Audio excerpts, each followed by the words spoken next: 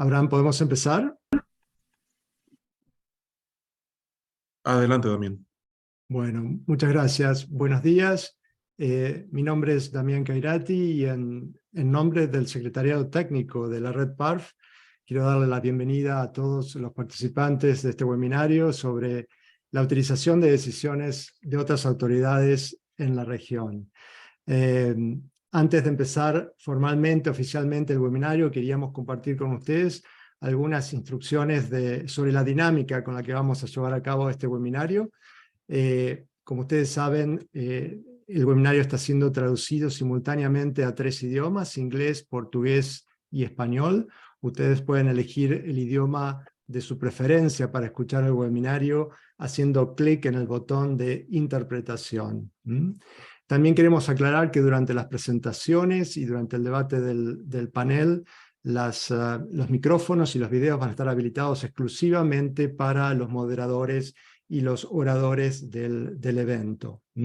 Pero obviamente los invitamos y los instamos a que presenten sus preguntas, que nos dejen sus preguntas en el tab de Q&A, en el cuadro de preguntas y respuestas, indicando la persona o personas a las que quieren dirigir esas preguntas. Tal vez algunas de esas preguntas van a ser abordadas durante la discusión del panel, pero si no, el resto va a ser procesado, canalizado a través del Secretariado Técnico de la Red PARF.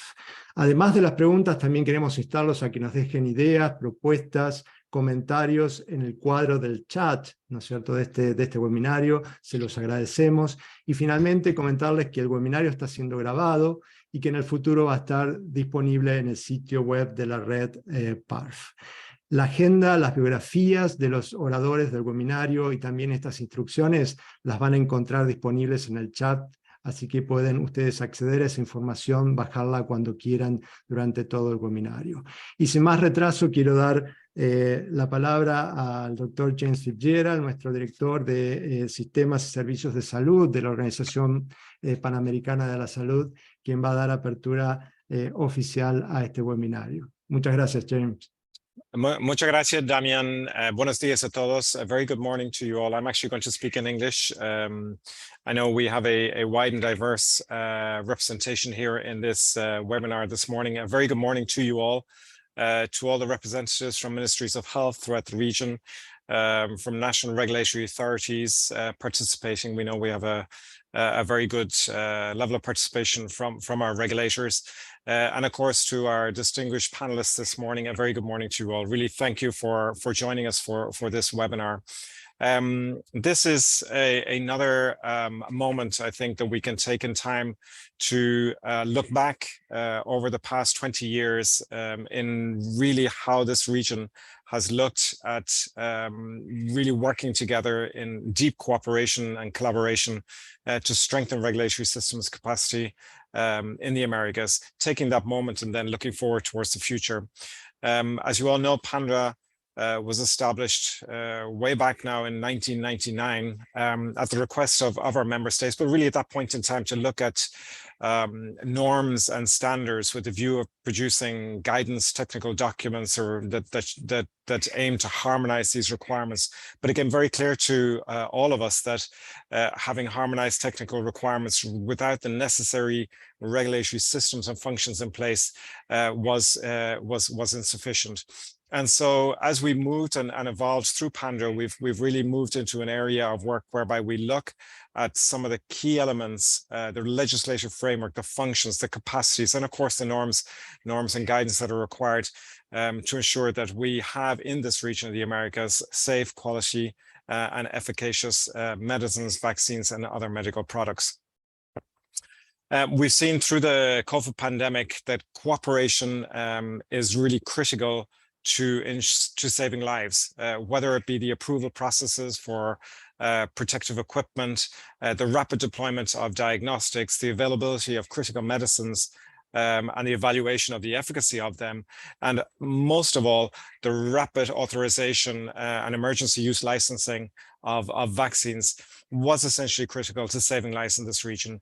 As a consequence, I would really like to thank all the regulators here this morning for their enormous work carried out during the pandemic in working arduously, not just at the national level, but in collaboration with each other and in collaboration with the Pan American Health Organization with regard to some of the decisions and processes put in place to really expedite access to these critical life-saving products. And it's really this that provides us the foundation today to look at some of the processes that we have in place with regard to regulatory decision-making based on third parties. This concept of regulatory decision-making based on decisions being taken by other regulatory authorities. This concept of reliance. We know that the region has been very innovative in moving forward with the presentation of key principles around the issue of reliance. And this has really created a movement in the region to look at the various mechanisms and processes by which we can authorize medical products, pharmaceuticals and medical products based on regulatory decisions in other jurisdictions. That's not to say that we have much work to do. We do have much work to do in this area. It requires really a deepening understanding of the processes and the decision-making processes within regulatory bodies. It requires a deepening of an analysis of the transparency of how decisions are taken. It requires sharing of information, a deepening sharing of information between regulatory authorities so that such decisions can be made. And of course, some of the other key functions we have to look at in terms of pharmacovigilance and post-marketing surveillance. What we're aiming to do, I think, moving forward is to really look at these issues, but within a context of the broader strategy and policy that regulators, the national regulatory authorities and member states of the Pan American Health Organization have asked us to develop. Just last September, we did adopt a new policy to strengthen national regulatory systems in the Americas.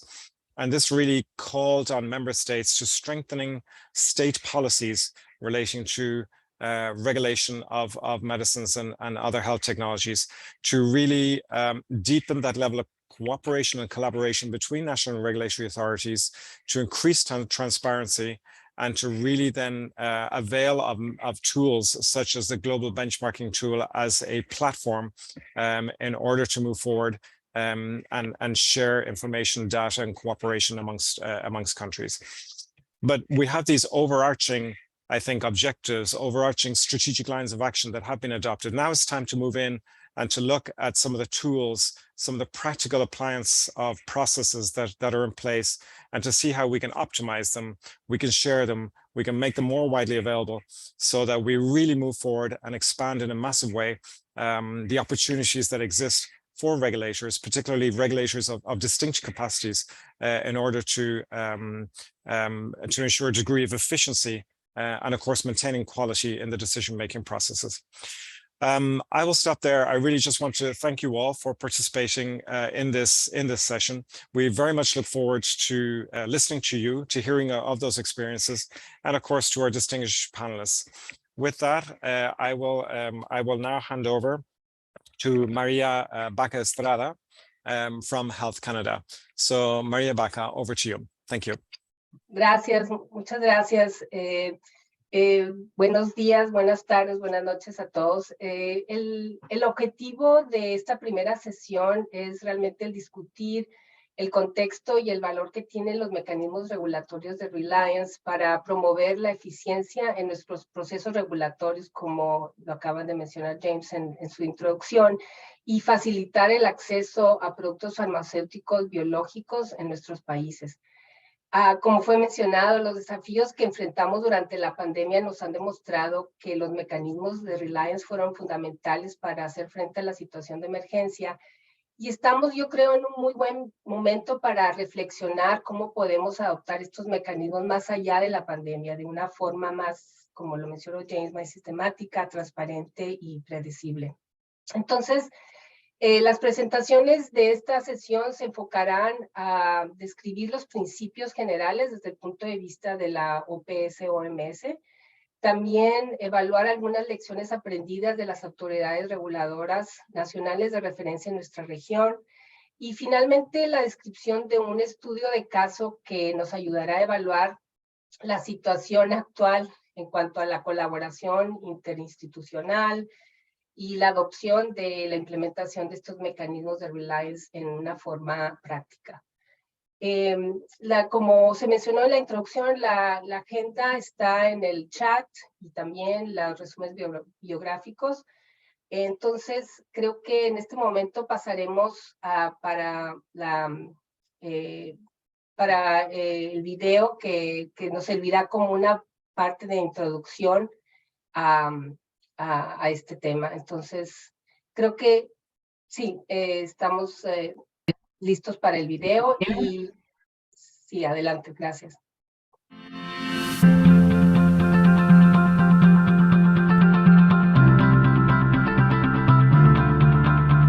¿Qué es y en qué consiste el Reliance regulatorio? Según la Organización Mundial de la Salud, es el acto o una actividad mediante la cual la autoridad reguladora nacional de un país o una jurisdicción puede tener en cuenta y dar un gran peso, es decir, recurrir de forma completa o parcial a las evaluaciones realizadas por otra autoridad reguladora o institución confiable para tomar su propia decisión. La autoridad que recurre a las decisiones de otra autoridad es responsable de las decisiones adoptadas y debe rendir cuenta a ellas. Esto quiere decir que se necesitan tener procesos internos para documentar adecuadamente esta actividad.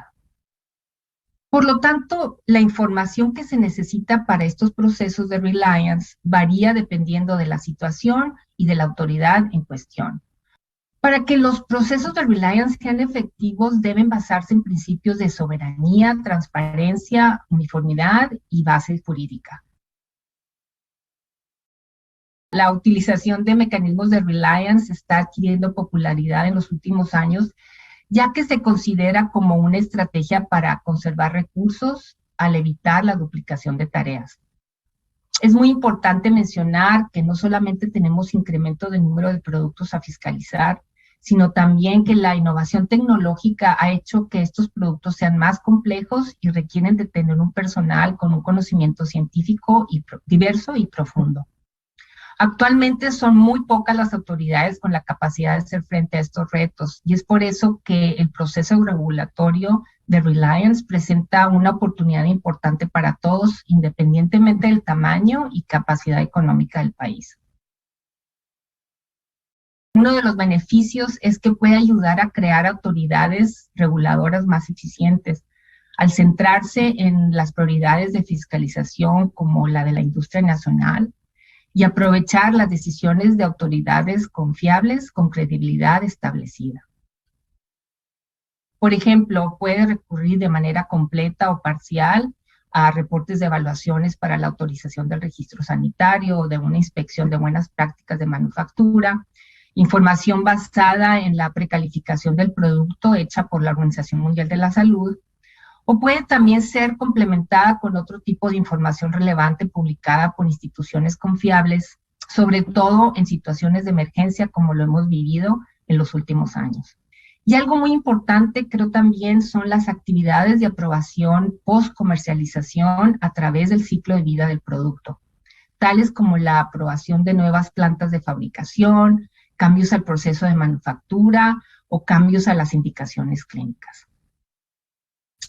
La experiencia de Canadá en utilizar los mecanismos de Reliance en el área de las inspecciones de buenas prácticas de manufactura se basa en estrategias que incluyen acuerdos de reconocimiento mutuo y las inspecciones hechas por autoridades de confianza, las cuales son utilizadas para reducir el número de inspecciones internacionales. En el marco internacional existe actualmente varias iniciativas para impulsar la colaboración entre países y fomentar los mecanismos de Reliance, proponiendo el uso de proyectos piloto para evaluar los retos y proponer soluciones tangibles. Yo espero que pronto tengamos la oportunidad de colaborar con muchos de ustedes para así mejorar nuestros procesos regulatorios y el uso más eficiente de nuestros recursos. Esto realmente con el fin de cumplir con nuestras responsabilidades de asegurar a nuestras poblaciones el acceso a medicamentos seguros, eficaces y de calidad garantizada.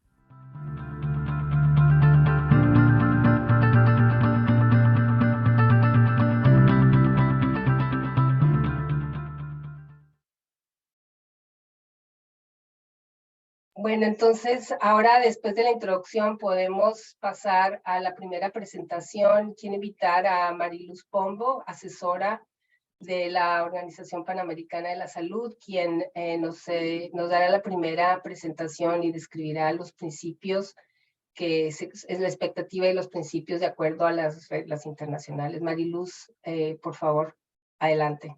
Gracias. Muchas gracias, María, y gracias a todos los que están participando el día de hoy en este webinario.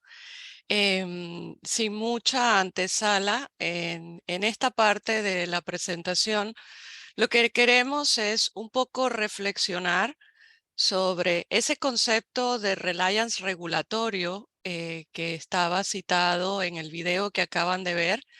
Los principios que han sido adoptados en el marco de la Red Panamericana de Armonización Farmacéutica ya desde hace algunos años y que sirvieron de base para otros elementos a nivel internacional en cuanto a las buenas prácticas de reconocimiento de decisiones de otras jurisdicciones. Cómo el reliance regulatorio y la herramienta para evaluar sistemas regulatorios están íntimamente relacionados y algunas de las oportunidades en el uso de esta práctica en búsqueda de eficiencias regulatorias que hemos observado a lo largo de los años. Un poquito retomando la definición de reliance regulatorio, fue citado en el video y es la definición promovida por la Organización Mundial de la Salud.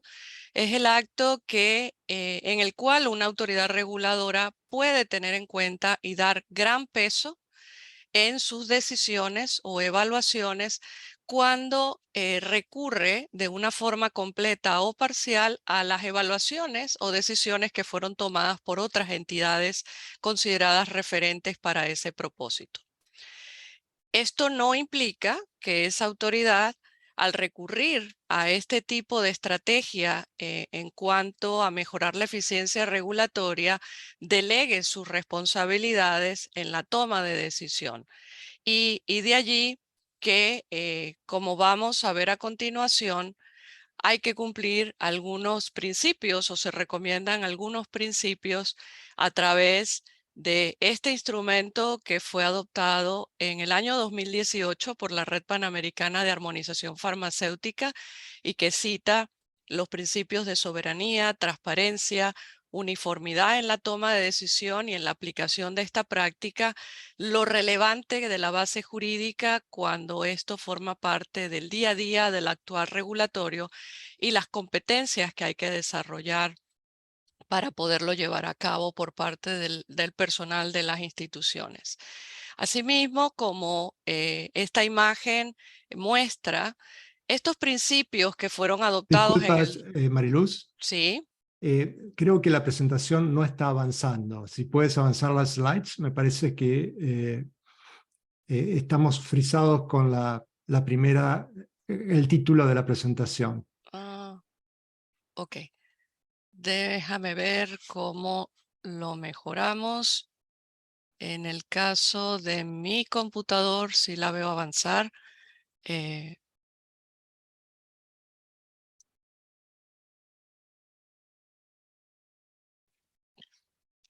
Damián, Abraham, ¿prefieres transmitirla tú para evitar el inconveniente? Sí, claro. Oh, un segundo, por favor.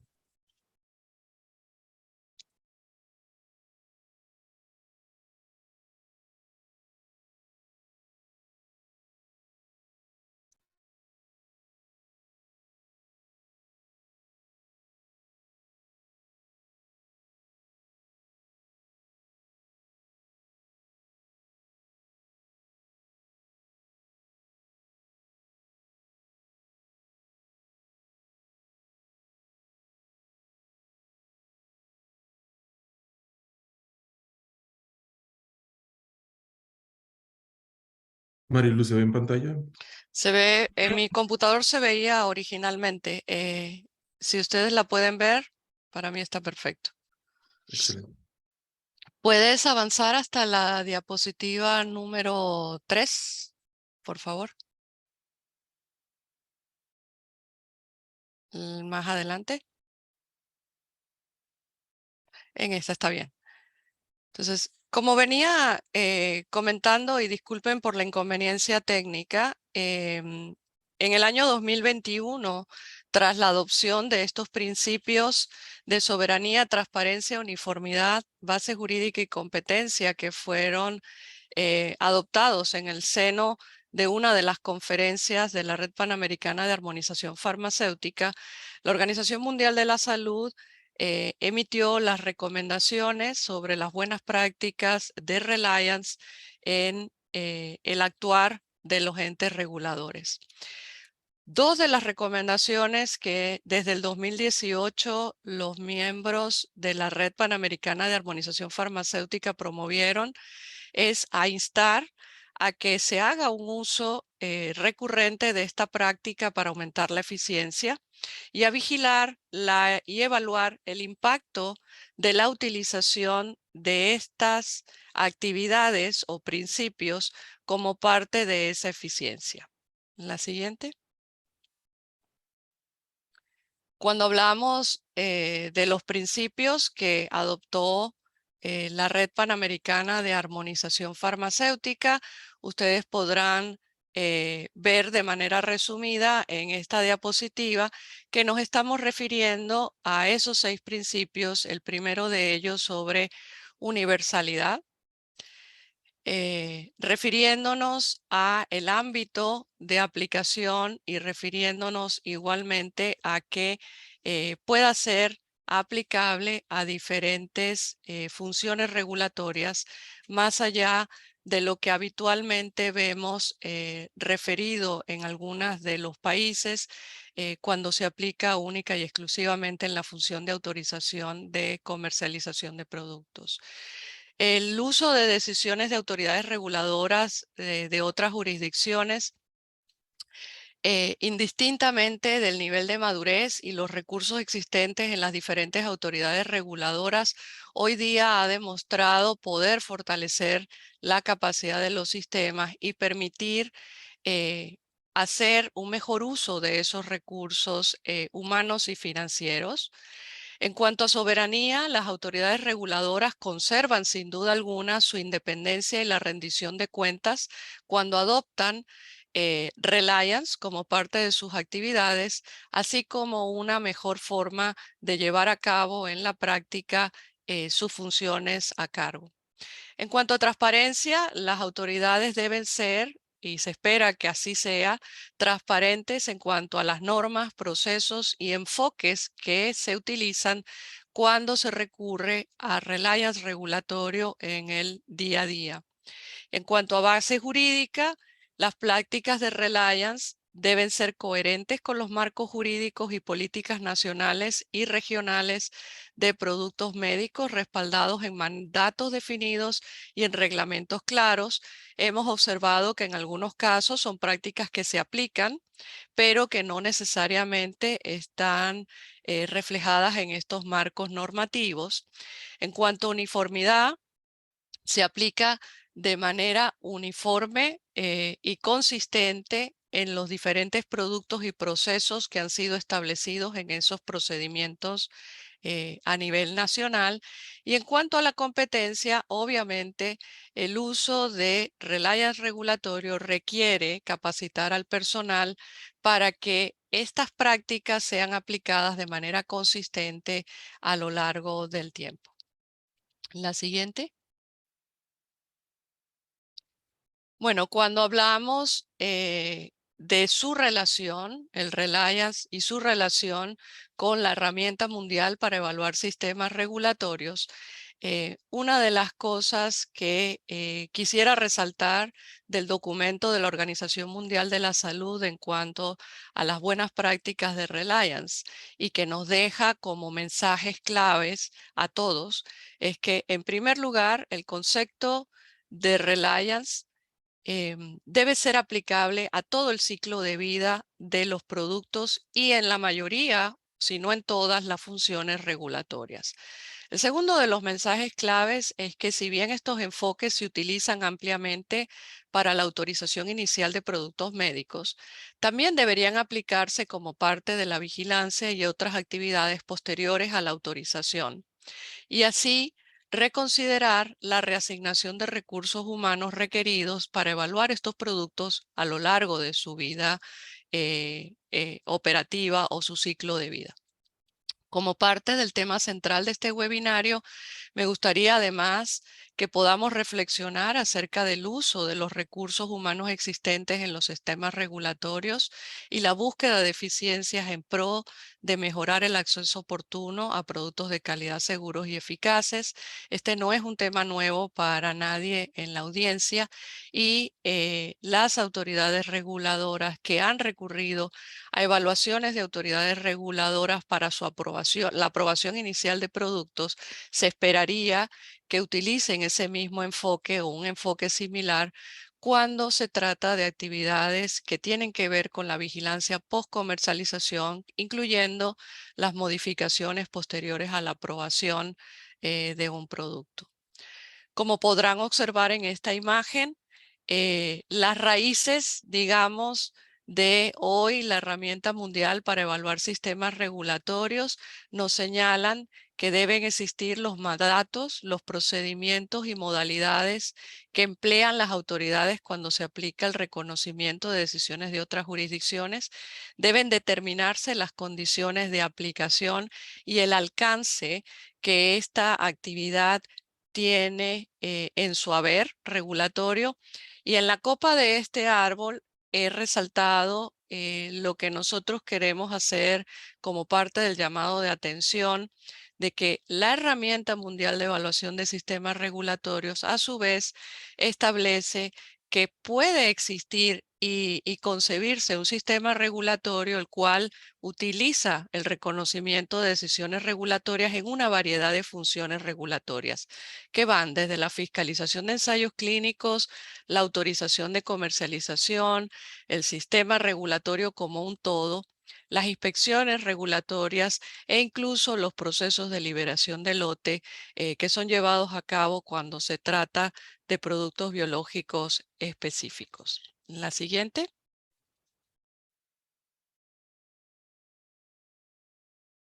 Uno de los elementos que muchas de las autoridades han reflejado con inquietud de cómo aplicar prácticas de Reliance es la necesidad de establecer o definir quiénes son esos referentes críticos para la aplicabilidad de estos conceptos. Es uno de los desafíos manifestados, pero hay muchos instrumentos hoy día que permiten determinar ese parámetro y que algunos de los presentadores y panelistas que vamos a tener el día de hoy participando van a poder comentar.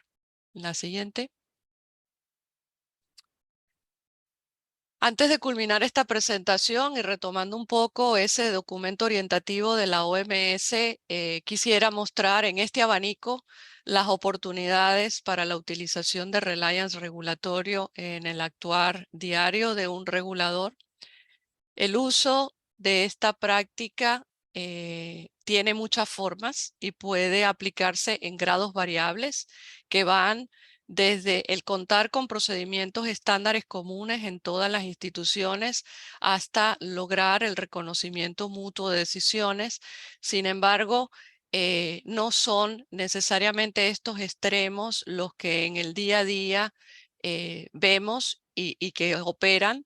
Puede haber desde prácticas que tienen que ver con el trabajo compartido entre autoridades, vías abreviadas para ejecutar una función regulatoria cuando se utiliza el Reliance como parte de estas decisiones, mecanismos regionales que pueden basarse en este tipo de prácticas, el reconocimiento unilateral de decisiones basadas en otras jurisdicciones, entre otros.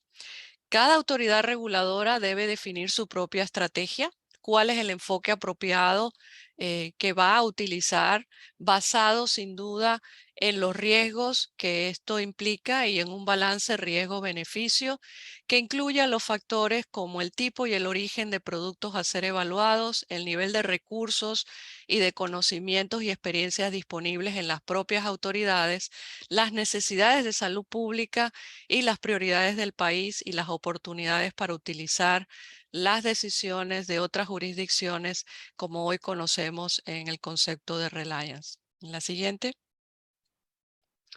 El fortalecimiento y la confianza entre autoridades, sin duda, hoy día representa una mejora en la eficiencia. Esta región se ha caracterizado por ampliar incluso la cooperación entre países en el fortalecimiento de sistemas regulatorios y el levantamiento de estas capacidades regulatorias ha mejorado sin duda la práctica de Reliance a lo largo de la región. Y por último, en la siguiente diapositiva, solo quería dejarles como mensaje que me gustaría invitarlos, en la anterior, Abraham, por favor, me gustaría invitarlos a revisar una de nuestras publicaciones más recientes sobre el fortalecimiento de sistemas regulatorios en la región de las Américas.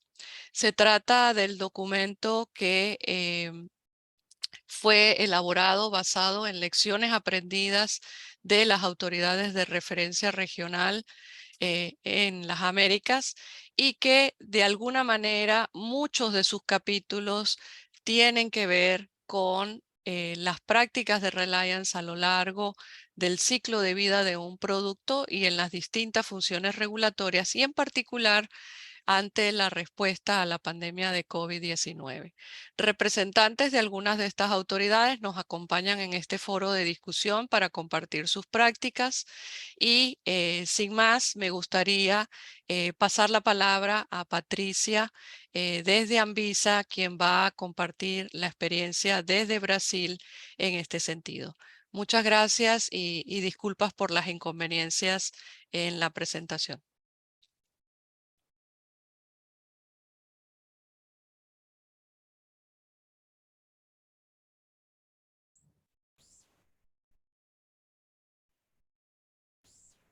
Hi, can you hear me?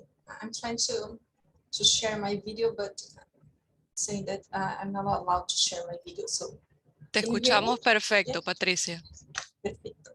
Gracias, Mariluz. Gracias por la presentación. Fue buenísima, como siempre. También pueden confirmar si ven mi pantalla, ¿sí? Perfecto. Bueno, entonces, okay, I'm going to speak in English. My portuñol, it's not very good. So in English, it may be better. I'm supposed to speak about lessons learned. Maybe it should be lessons we are still learning, but I'll have the opportunity to share it with you all. Okay, so where I'm coming from, where this Reliance experience is coming from. So very quick information regarding the Brazilian pharmaceutical market. It is a very robust market. We are the 8th in revenue. The pharmaceutical market in Brazil is growing year after year on a double-digit basis. So it grew more than 13% last year. We have 349 pharmaceutical companies installed in the country. The majority of them are from national origin. But 32% are from international origin. So we also have important information regarding how much they represent on revenues. So from the national companies, they have the biggest revenues, it's 59%, and multinational 40%. Some information that's still very important in this context is that Anvisa is under funding. We spend more than we collect on fees, and we are very aware of our insufficient human resources to do with all the dossiers, all the products, all the monitoring programs that we are responsible to. So in 2016, we trying to measure how many employees we were missing, and we find a number of more than 1,000 employees. It's not very accurate. It was a 2016 number, but it gives an idea of the challenge we face to deal with all this work that we have to do, we want to do. We know that we can do a very good job, but we need human resources to lower the times and access the availability of this product to the population.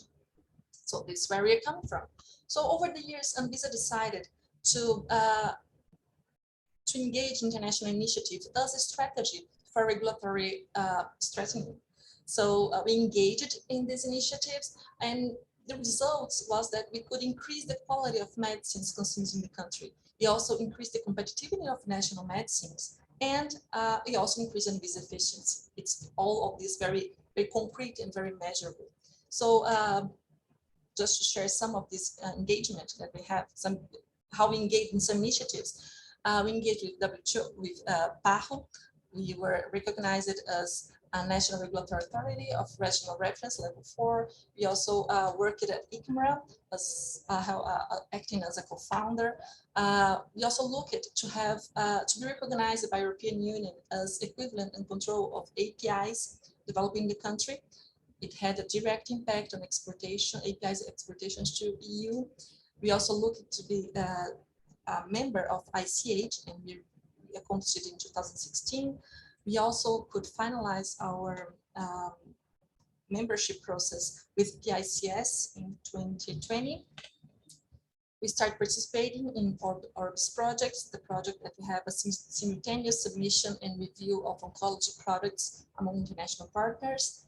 In 2021, we start participating in the program to rationalize inspections, to rationalize international GMP inspections and of APIs manufacturers in a way to shorten the number of inspections and to make better use of the resources we had.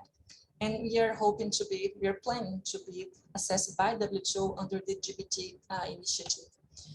So besides that international engagement that we were looking for, we also felt the need to have a very consistent dialogue with some of our partners, international partners. So we tried to negotiate and to establish a memorandum of understandings where we could exchange information with confidentiality commitment. So whenever needed, we could have a safe environment to really discuss, interact, request some of information, and actually have more data to support our internal assessments. So besides the countries that are highlighted in green here in the map, we also have agreements with WHO, PAHO, European Union, specifically to EDQM, EMA, and the GSANT. So that was the pathway that we're trying to follow.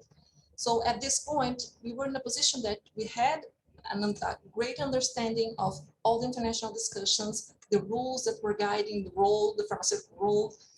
We were trying to apply all these rules in our regulatory framework. So we understand we were discussing with our partners, regulators, partners.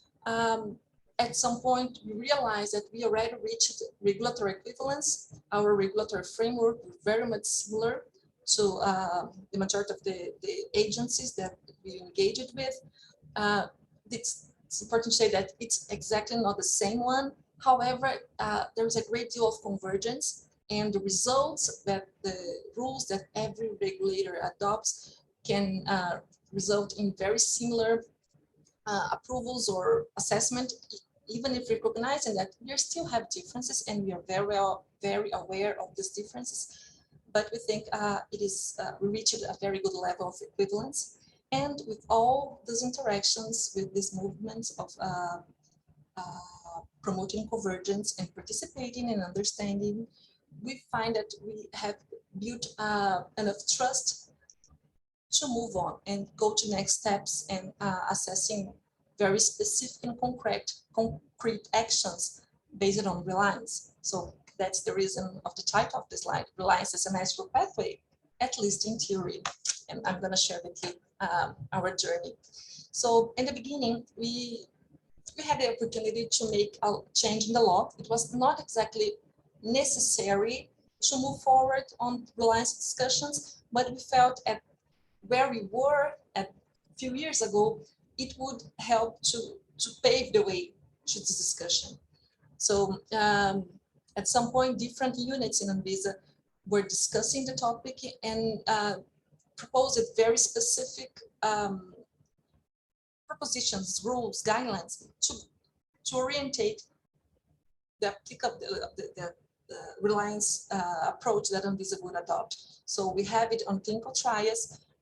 We had in synthetic drugs, also on biological drugs and inspections. So just to comment a little bit of these differences in approach that we adopted a few years ago is that on synthetic drugs, for instance, the rule was very tight. I would say at some point it reached a specific moment where we decided, the unit decided that would require the simultaneous approval from FDA and EMA to consider this reports to Anvisa. Only the products that were approved for both agencies with exactly the same indications, exactly the same conditions would be accepted to be submitted on the Reliance in Anvisa.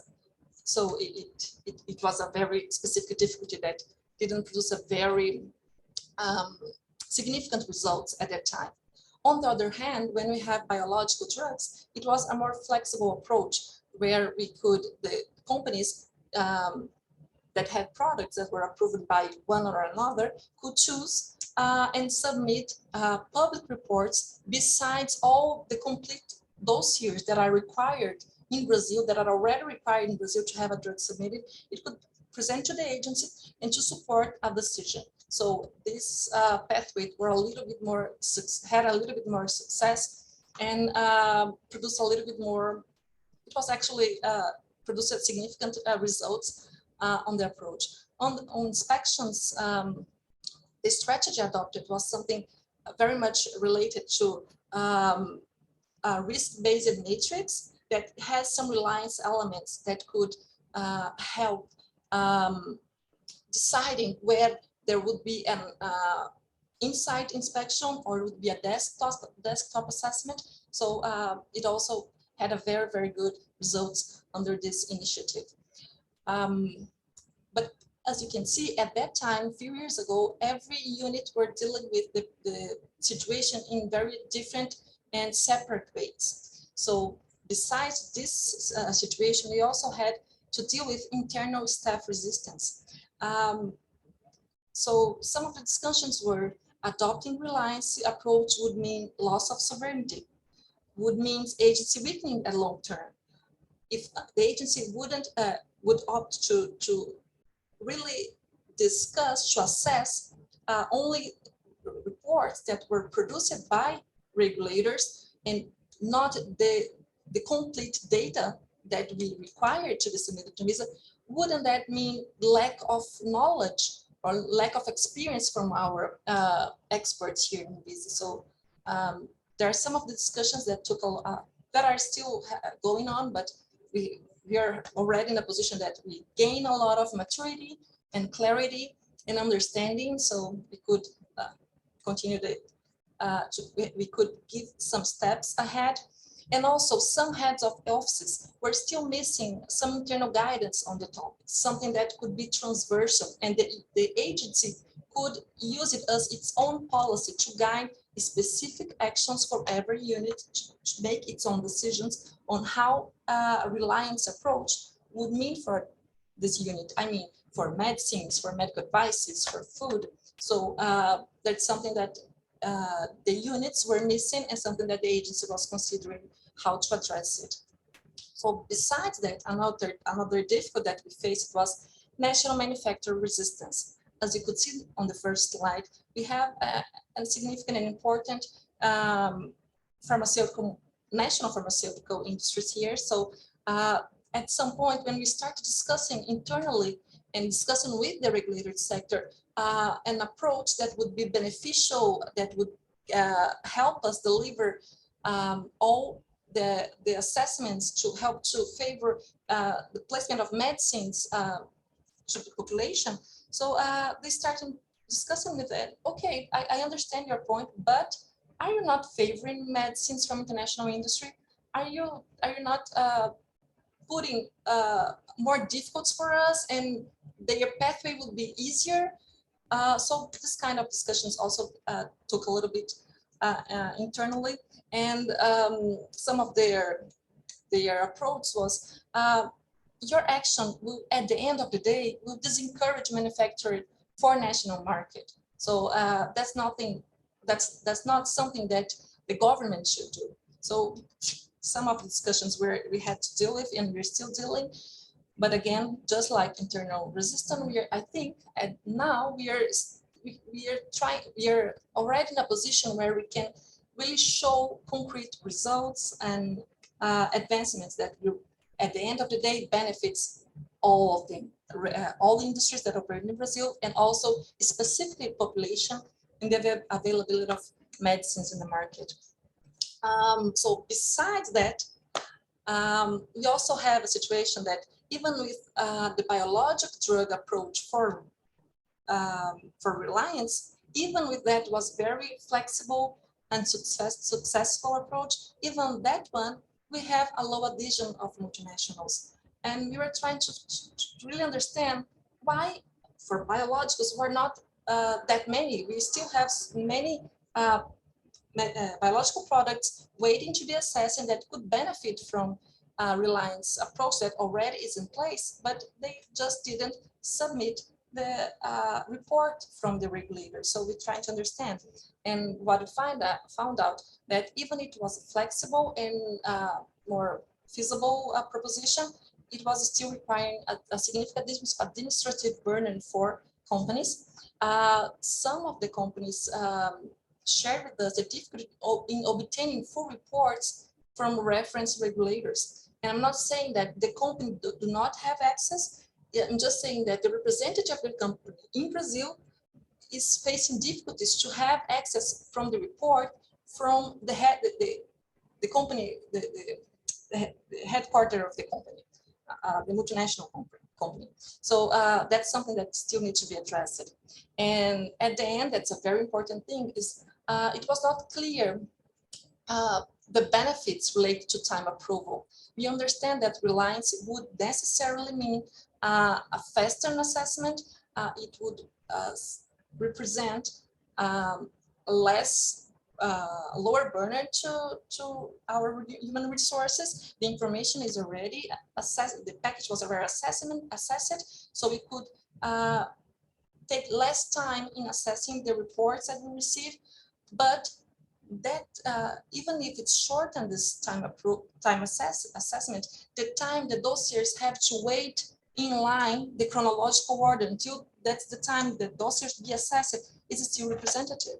So even it says it will be approved 2 or 3 months in advance, if it's via Reliance pathway, they would still have to wait for 6, 7, 8 months before the assessment starts. So that's also something that needs to be addressed.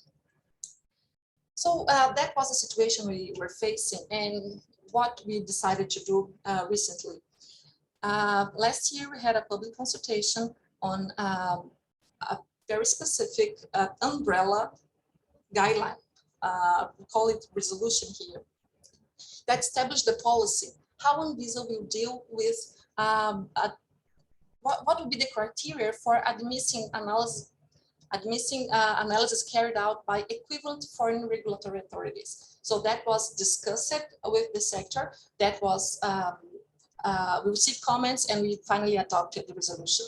So beside that, we already have it in place and it can be applied to very specific units. So where we are right now, we have a public consultation for medicines, very specific public consultation for medicines, that the contribution time just ended last week, and it established modality and criteria to optimize analysis procedures. That it includes medicine, synthetic and biological products, and also APIs. So the key points of this specific resolution is that there are very specific criteria to recognize regulatory authority as an equivalent, as equivalent to ANVISA. So that's described there. It has to be transparent, it has to be good regulatory practices, has to adopt some specific guidelines. It has to be really equivalent in different levels. So some key point is that the sameness of the products, it has to be exactly the same product. Actually, not exactly the same product. It has to be a product that have identical essential characteristics. So it can vary a little bit, but the essential characteristics has to be the same one that it's presented to be registered in ANVISA. We also choose to adopt life cycle approach. That's nothing more than the similarity of the drug or the biological product has to be maintained from the initial approval until the end of until it is discontinued in the country. And besides that, the proposition requires that the companies submit the complete dossiers in ANVISA as it is required for in a regular, in ordinary pathway that's already in place, in addition to the reports produced by regulatory authorities that's considered to be equivalent. And at the end, the proposition that was discussed have a very specific time frames where the assessment will be concluded. For registration would be 150 times, and for variations for post-registration changes would be 90 days. So that was the proposition. We received a lot of comments on that. So lessons learned. As I said, we just finalized the public consultation.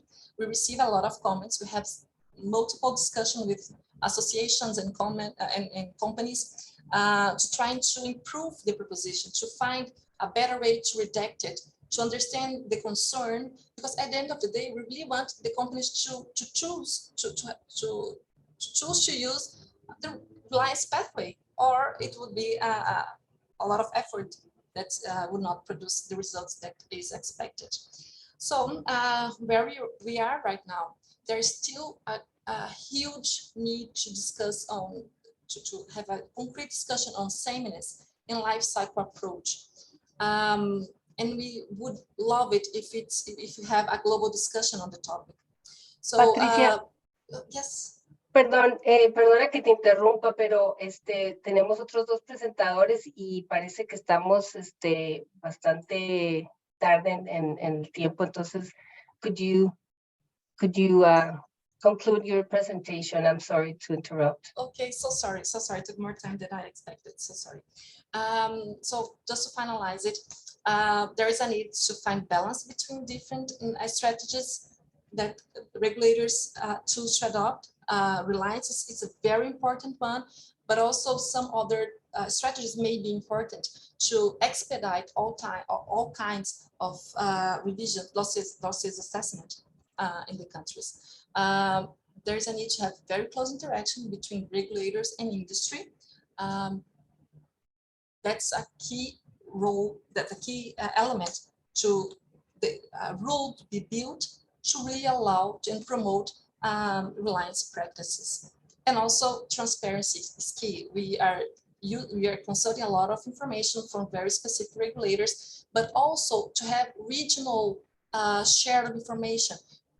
We all need to improve what information we make public, what the reports that we assess in our own countries, from medicines that are produced for national consumption, for regional consumptions. Some of these medicines you will not find reports in the traditional reference agencies. So that's something we all need to enhance our activities and practice. So I will end right here. Thank you very much. And I'm sorry for taking more time than I was expected. No, thank you. It's a very interesting experience. And I think we can move on now to invite our colleague Richard from Health Canada, who would also highlight some of the similar experiences that you have. Richard, please. Thanks, Maria. I'm just going to try to pull up. Is that clear? Did it share my screen? No, we cannot see anything yet.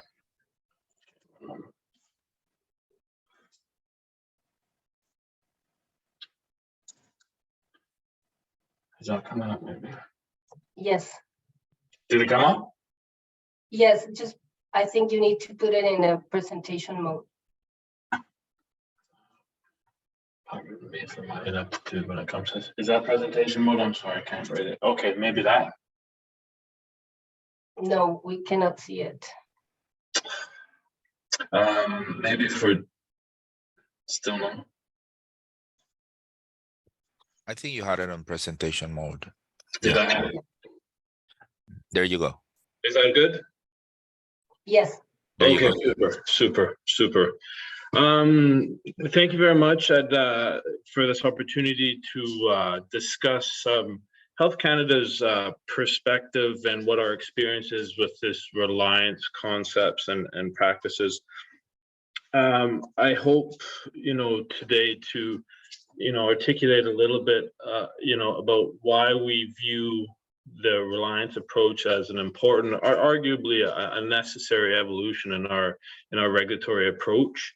I'd like to very quickly kind of get through a little bit of background from Health Canada's experience, where we started, where we are with our implementation of these practices in the context of the pandemic and non-pandemic environment.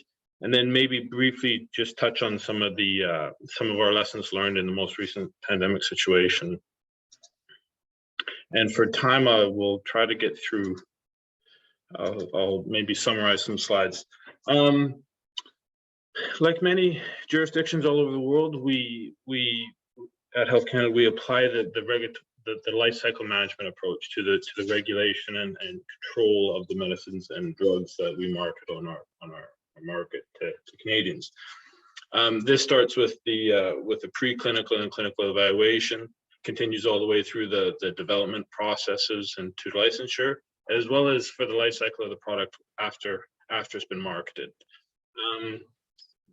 We feel that this is really a benefit, and it provides us with the oversight and the constant oversight of the quality and the safety and of the drugs that are marketed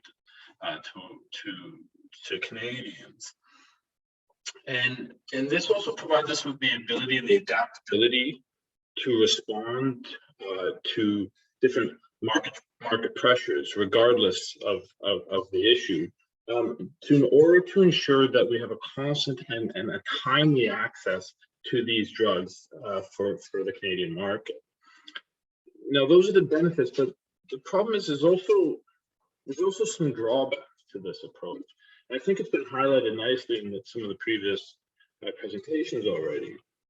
And the obvious one is that products are coming onto the market at a quicker pace than they're being pulled off. And so what that leaves us is this situation in which we have a constantly an increasing workload. The trajectory is always on the incline for our workload. And so that's a bit of a problem for us. So here I have a little bit of a snapshot about some of the more recent time frame and how we're dealing, or our situation here is at Health Canada. Now, I will highlight that this is just specific to BRDD, and we deal with the biologics and radiopharmaceuticals, gene therapies, vaccines, oncology drugs, and so on and so forth. This really doesn't include our small molecule therapeutic colleagues and other directorates across Health Canada.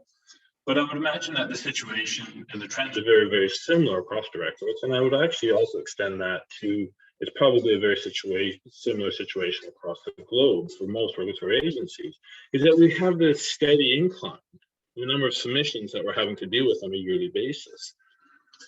Now, this is just a snapshot of the last 5 years for BRDD, and actually fiscal year 2022 isn't really even up to date. But this increasing trend in workload isn't something that's been, is a recent realization. It arguably has been going on for 5, 10, 15, even 20 years. So this presents a real problem as far as workload. Now, what's the reality? Well, this increasing workload, we have this increasing trajectory in workload. And I think most agencies, particularly, across the globe, and it's certainly the case in Health Canada, the increase in workload is really outpacing the increase in our resources to deal with this increased workload. So what happens is we have a situation in which we have an increase in workload, and we're experiencing a decrease in the relative resources that we have to deal with this workload. And so we're setting up a situation in which we're being asked to do more with less. I'm sure that resonates with most people in this discussion. So what is the real risk of this increasing workload? Well, I would posit that the real risk of this increasing workload with decreasing resources is that we may not be able to provide the timely access of these safe and efficacious and high quality drugs to our markets.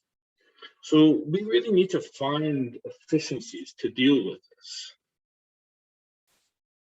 So how has Health Canada begun to, how are we dealing with this particular situation and this problem? What kind of efficiencies we're finding? Well, I've separated some of, well, pardon me. What we're really doing is trying to leverage the expertise and information and work sharing capabilities of our international colleagues. And these are some of the ways in which we've been doing it, and I've separated it based on kind of information sharing and work sharing and recognition based on the paradigm that I have here in the diagram. And these international collaborations and these discussions before have been they've been invaluable for Health Canada in being able to meet our targets, continue to maintain a high level of evaluation and high quality evaluation of the drugs to respond to problems in the market or situations in the market, and in a pandemic and a non-pandemic situation. So I will move on quickly. So I just want to talk a little bit about how we applied the Reliance approach and philosophy to the current public health emergency, the pandemic. And what I'll do is I'll just, for the sake of time, I'll just summarize these next two slides, in which I broke up into how we dealt with things in a non-clinical and clinical perspective, as well as a quality. But really, our approach was really the same across disciplines. So how we dealt with this in the public health emergency pandemic? By engaging with our international partners, our access and our non-access partners, it provided us the opportunity to discuss scientifically what some of our concerns were with the submissions that we were dealing with, to discuss with our international colleagues what some of the deficiencies in the files were, what some of the gaps were, how we could extrapolate data that we had. And it's in order that we could come together and come to a point where we had a sound, scientific, and a justifiable position for Health Canada. And we really leveraged not only our own internal expertise, but the expertise from our international partners. And in doing that, in being involved in this type of fora with our international colleagues, we really were able to come together and get more convergence and harmonization on the outcomes of our decision-making process. Now, it is very important to understand that there wasn't always complete concordance amongst NRAs. However, what we did see was more of a convergence and harmonization of things such as specifications, how we would deal with clinical trials, whether we're dealing with non-inferiority or superiority, from a quality perspective, analytical tests, process validation, data, manufacturing sites. We were able to come together and get more convergence and harmonization on these types of key quality and critical aspects. And I think that was important for the stakeholders, and as well, all stakeholders, NRAs and the sponsors. But also, what that really meant was that we had a lot of confidence in the decisions that we were making, and it allowed a more expeditious and timely decision on these critical drugs. And so it allowed more timely access of these drugs to our citizens in the context of an emergency. Okay, so some of the key points, I'll get through these, summarize these fairly quickly.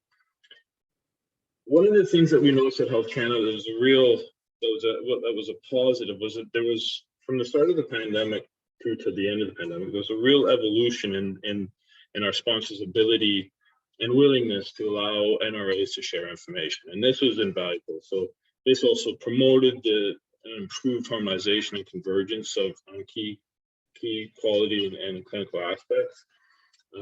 It certainly was a benefit because it really reduced the duplication of work.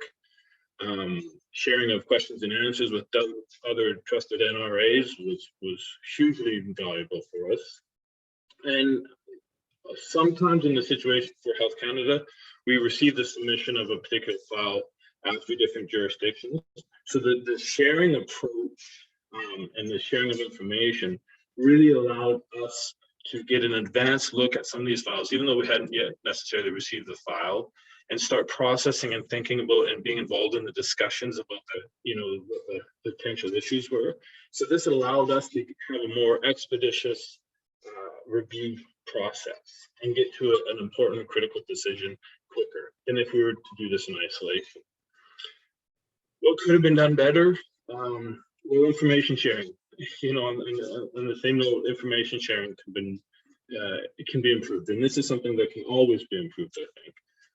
In certain situations, we'd have an issue that was, affecting local jurisdictions, and other NRAs were receiving information in isolation, and we weren't necessarily getting it at the same time. So certainly this is a potential area of constant improvement, is information sharing and information flow. A potential solution would be that we could also have joint meetings with NRAs and sponsors on a particular product. I understand there's probably some technical difficulties with this, but this is a jumping off point for discussion. And as I mentioned before, there wasn't always complete concordance amongst NRAs. And some of the things we have to realize that the decision has to be made for the particular jurisdiction, which has different risk-benefit assessments.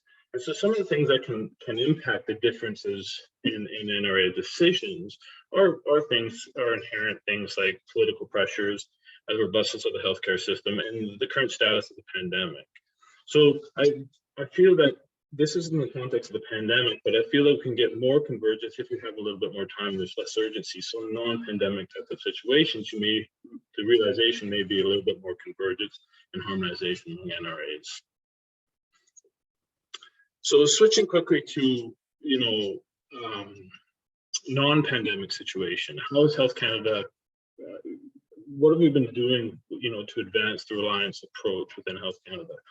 Well, in 2011, 2012, we established a draft guidance document for the use of foreign reviews, and this was really done to address the issues that I highlighted at the start of the presentation, was this increasing workload. Now, the objectives of this of the guidance there were a couple of objectives, and one was to maintain the high integrity of our review process, to leverage the expertise and the work done by our trusted colleagues, and to assist in our expeditious and to assist with dealing with this increasing workload, and to ensure that we're making our deadlines, meeting our timeline objectives. And again, the ultimate objective of this was to ensure that we had timely access to the drugs for our Canadian citizens. So just some examples that I've listed below here. This is not an exhaustive list, but this is just kind of highlights, some of our history with this Reliance approach. We have had some vaccines that we've completed in collaboration with other agencies. We've approved. We've had some cancer therapies, and currently, right now, we have 2 ongoing Reliance type of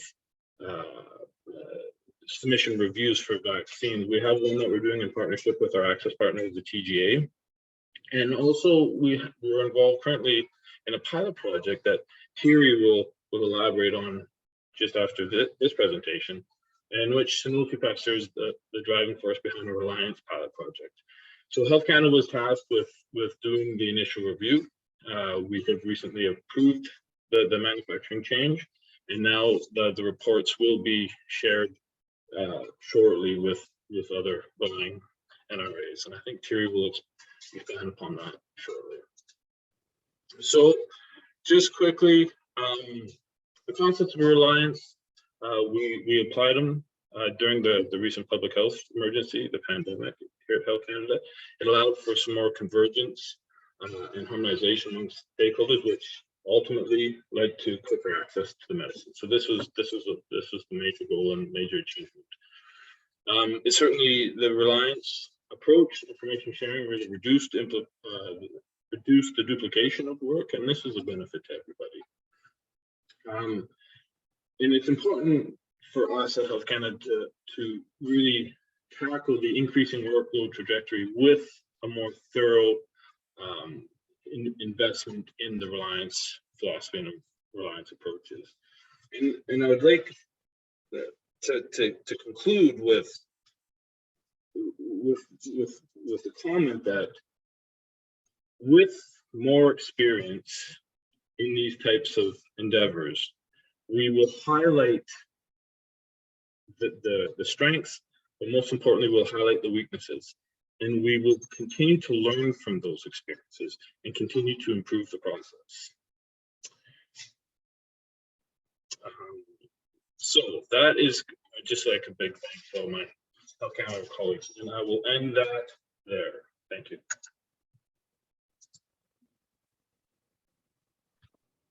Thank you, Richard. And I think we have our last presentation. Thierry Sanofi, please go ahead with your presentation. Thank you. Yes, thank you. Thank you very much, Maria. Can you hear me clear, and can you see my presentation? Yes, we can. Excellent. So thank you very much. And I would like first to warmly thank the PAHO organization for inviting me at this webinar. It is very well appreciated. I know, Maria, that I think we're running a little bit behind schedule, so I try to be as fast as possible, which is a bit of a challenge for me, I have to say, but let's try. So actually, and what has been presented before by the previous speakers is a really good segue to this case study that we have decided to launch within Sanofi Vaccines. And this is about the Reliance pilot to improve the management of a post-approval change during the life cycle of a vaccine. And actually, I think Patricia and Richard have very well said that the life cycle management of the product is quite significant. And this is actually a source of a regulatory burden of activities for both regulators and manufacturers all across the world. So that's why actually we are going to focus on this type of Reliance pilot today. So what we have decided is to focus, I'm going to describe what this pilot is about. So this is about a vaccine which is in the market. And this is very concretely speaking about the transfer of a legacy WHO pre-qualified vaccine filling and packaging activities. In practice, what that means is that we're going to transfer the fill and pack activities from today's manufacturing site based in Canada to one of our manufacturing sites based in France. And at the same time, we're going to transfer the batch release of the finished product from Health Canada to the German authorities, which is the batch release, let's say, the control laboratory for this type of vaccines in Europe. The number of countries which are impacted by these vaccines are at the number of 37 in total. What is our ambition? Our ambition and dream, I could even say, is to move from a 4-year approval in all targeted countries down to 6 months approval in all those countries.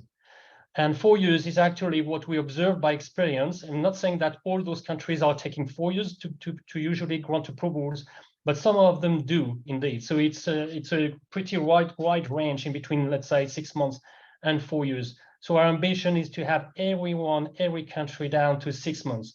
And what is at stake is the supply of the product, or the supply of the vaccine, because at one point in time, we're going to close the manufacturing site in Canada and to the benefit of France. So if we're not doing that job in an appropriate time frame, we're putting the supply at risk in those countries where the approval is not granted sufficiently on time. So as of today, sorry, I need to hide my bar here. All right, so as of today, we have 57 countries, percent of countries, namely 21. In fact, part of those 21 is WHO, which is not of country, of course, which have accepted to participate into this pilot.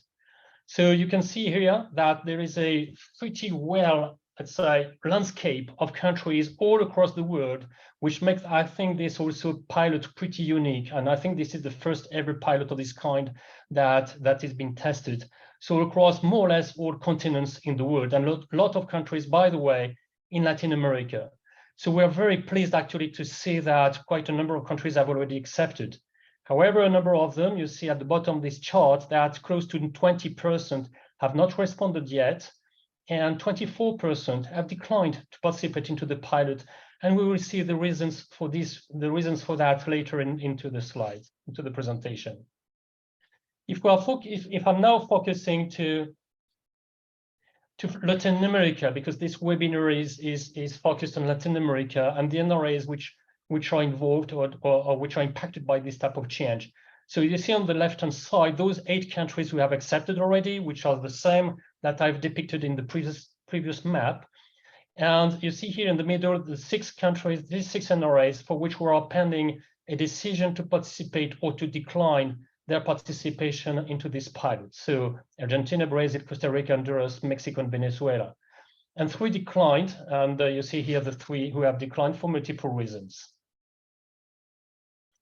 So what is the pilot? What are the success factors that we have decided to utilize to make that a great lesson learned? Number 1 is the following ones.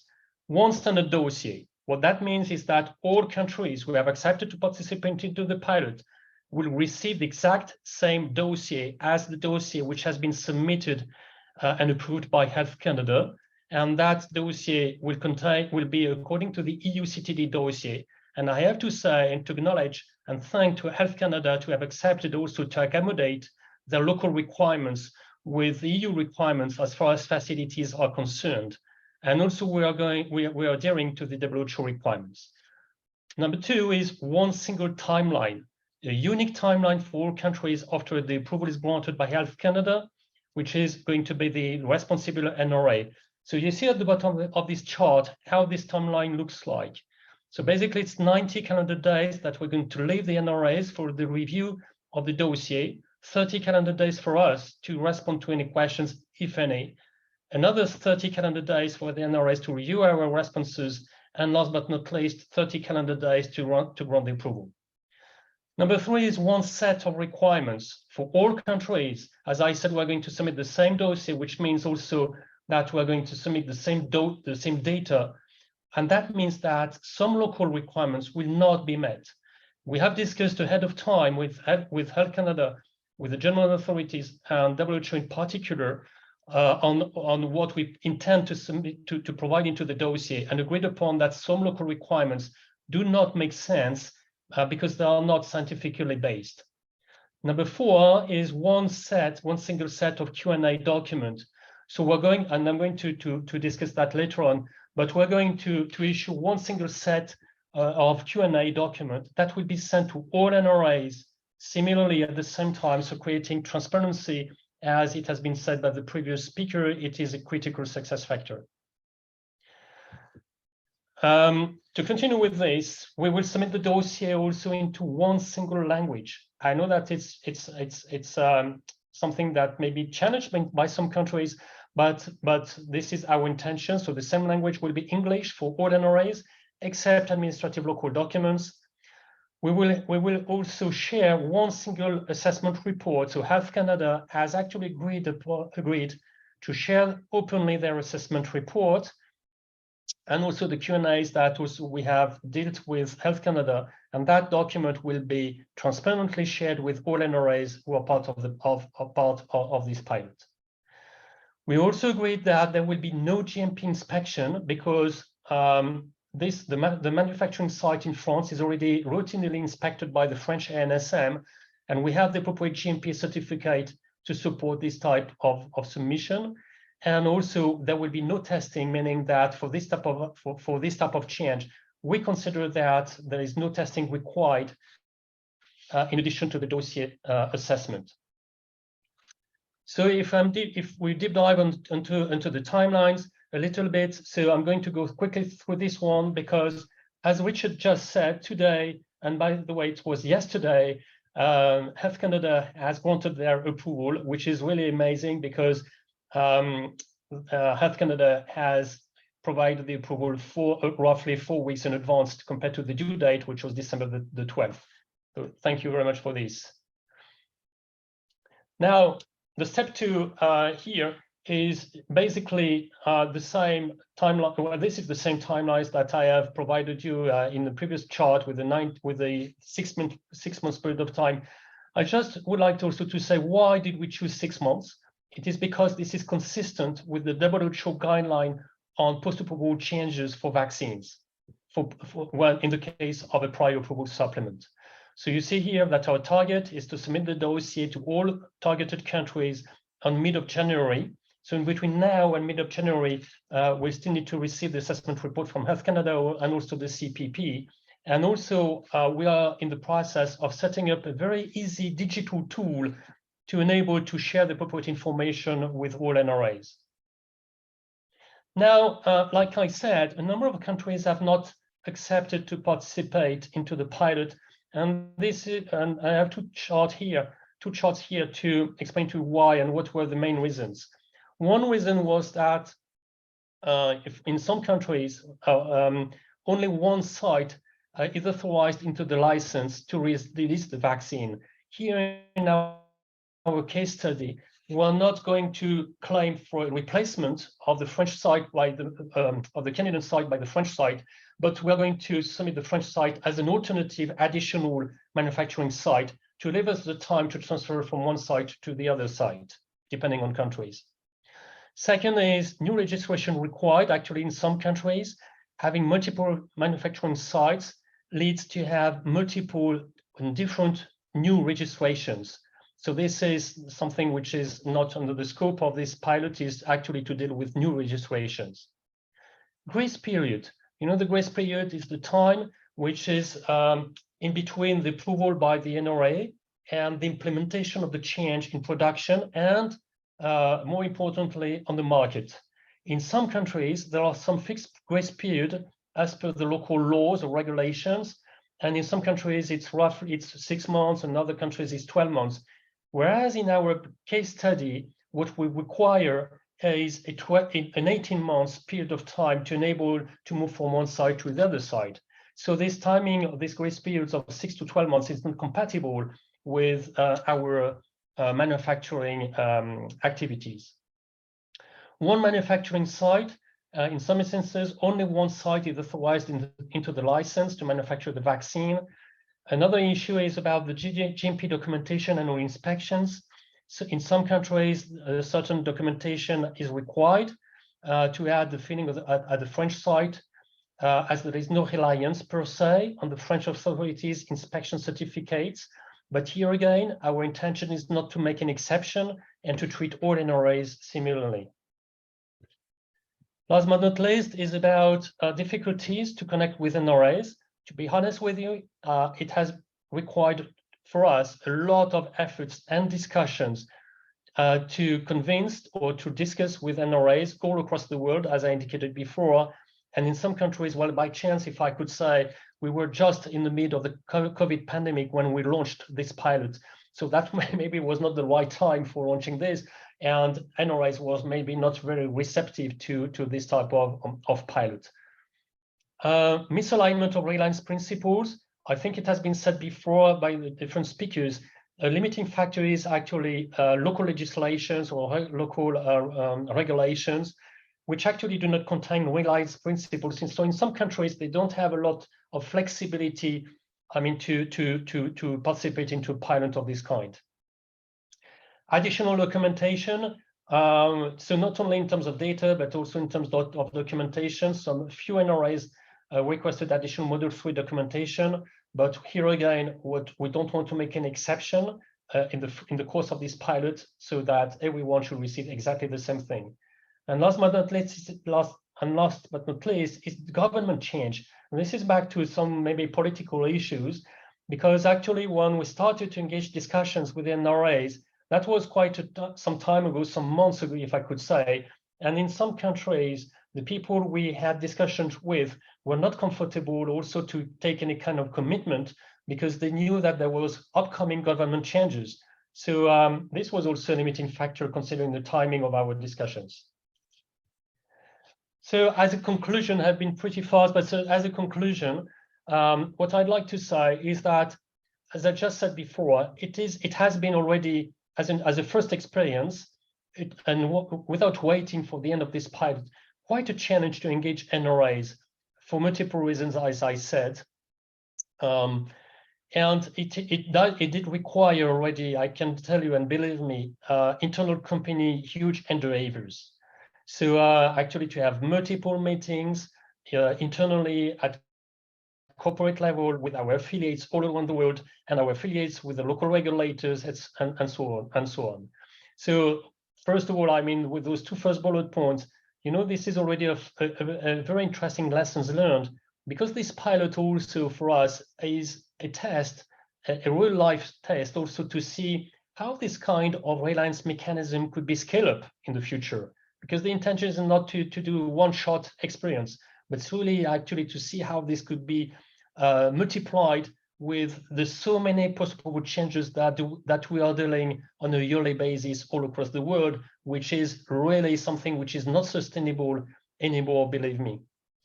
I would like here to publicly acknowledge the great and thank, for their great support, our external stakeholders here that you can see with their flags or logos. So Health Canada, the German authorities, WHO, and the PAHO organization. So I can tell you that we have got a number of meetings with all those stakeholders since we started this pilot, and a very good support. So a big thank to all of you in launching this pilot. Last but not least, as you've seen in my previous chart, in Latin America, a number of countries, and that's really great, have accepted to participate into the pilot. But we welcome the remaining NRAs who did not reply yet to still apply if that is possible. I do acknowledge the fact that this may not be possible. We just need to get your reply and to understand why it is not possible for you to participate, because this is part also of getting lessons learned and to better understand what would need to be tackled in the future. And of course, those few NRAs who have declined for a couple of reasons, you are more than welcome to change your mind if you want to do so, bearing in mind that we have a firm due date, which is December 1st. After this due date, we'll not be able to change the list of participating countries.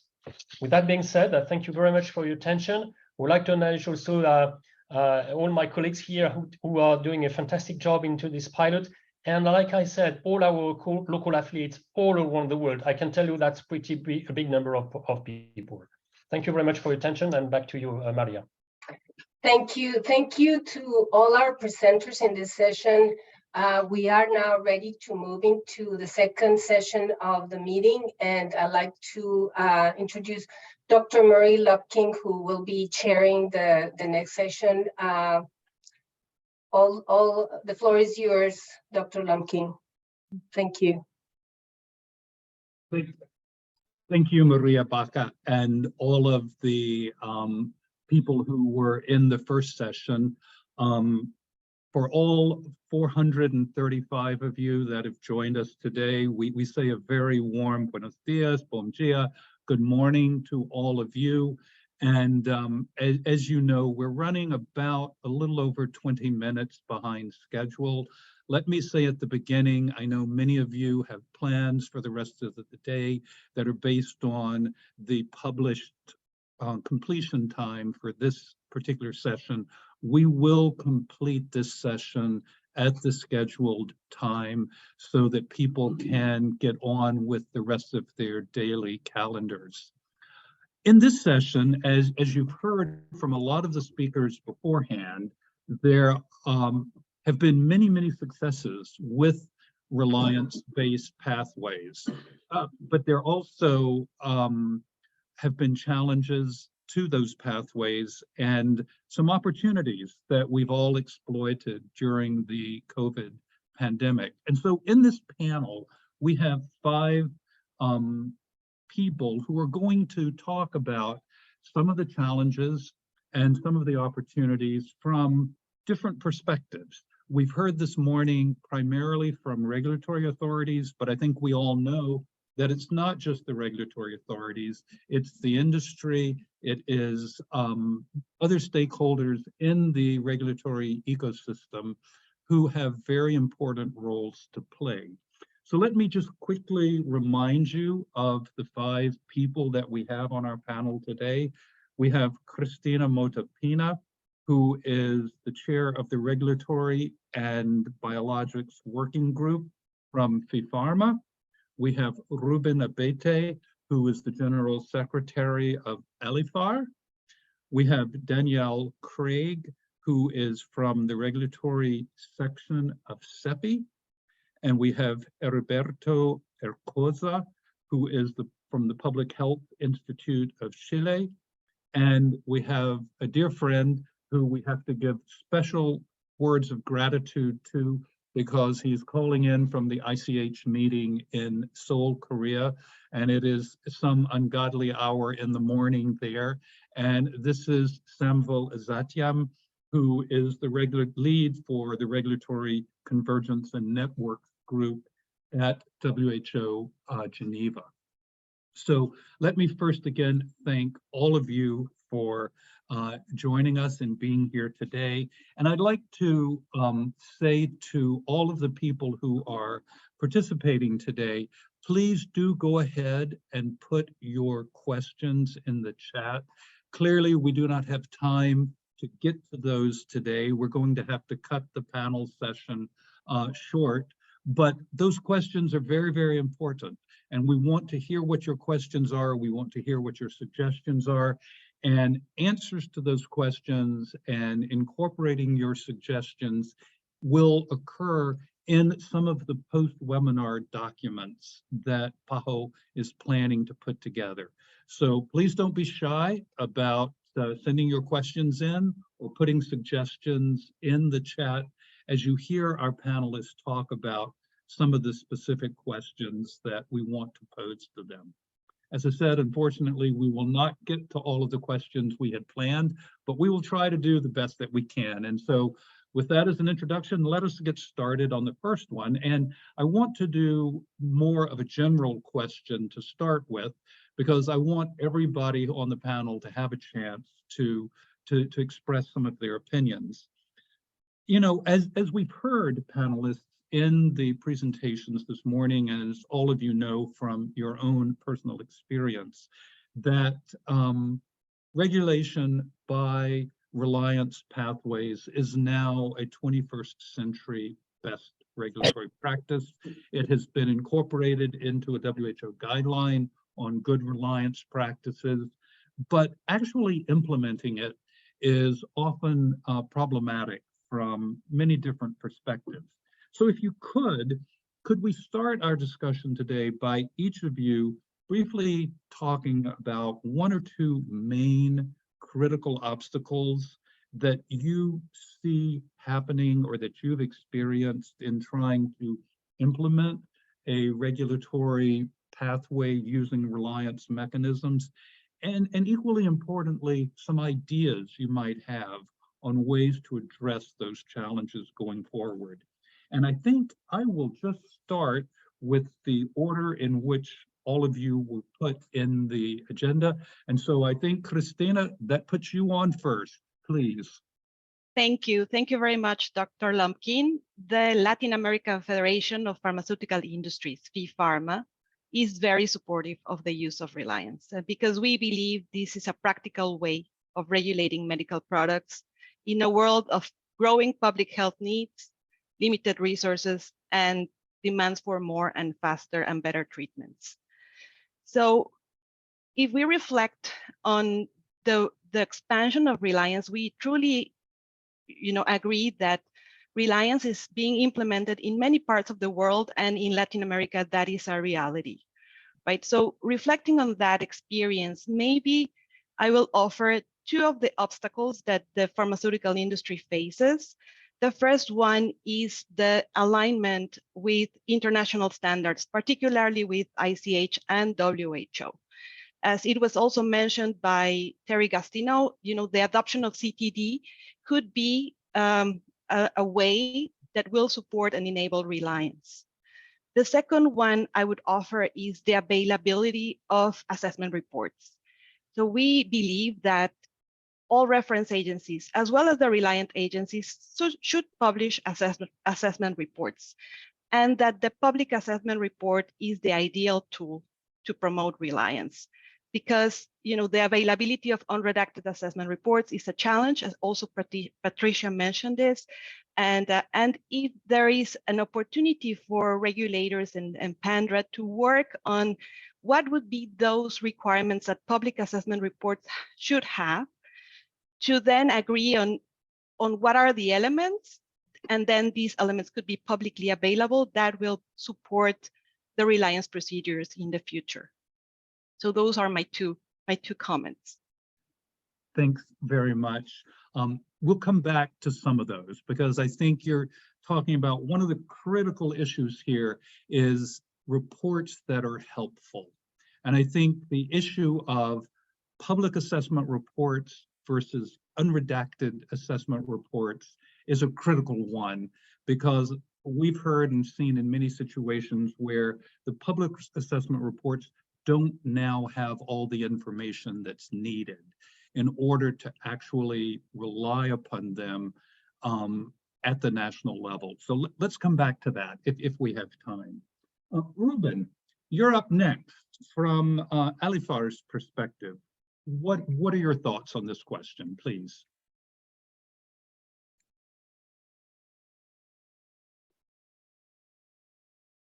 ¿Se escucha bien ahí?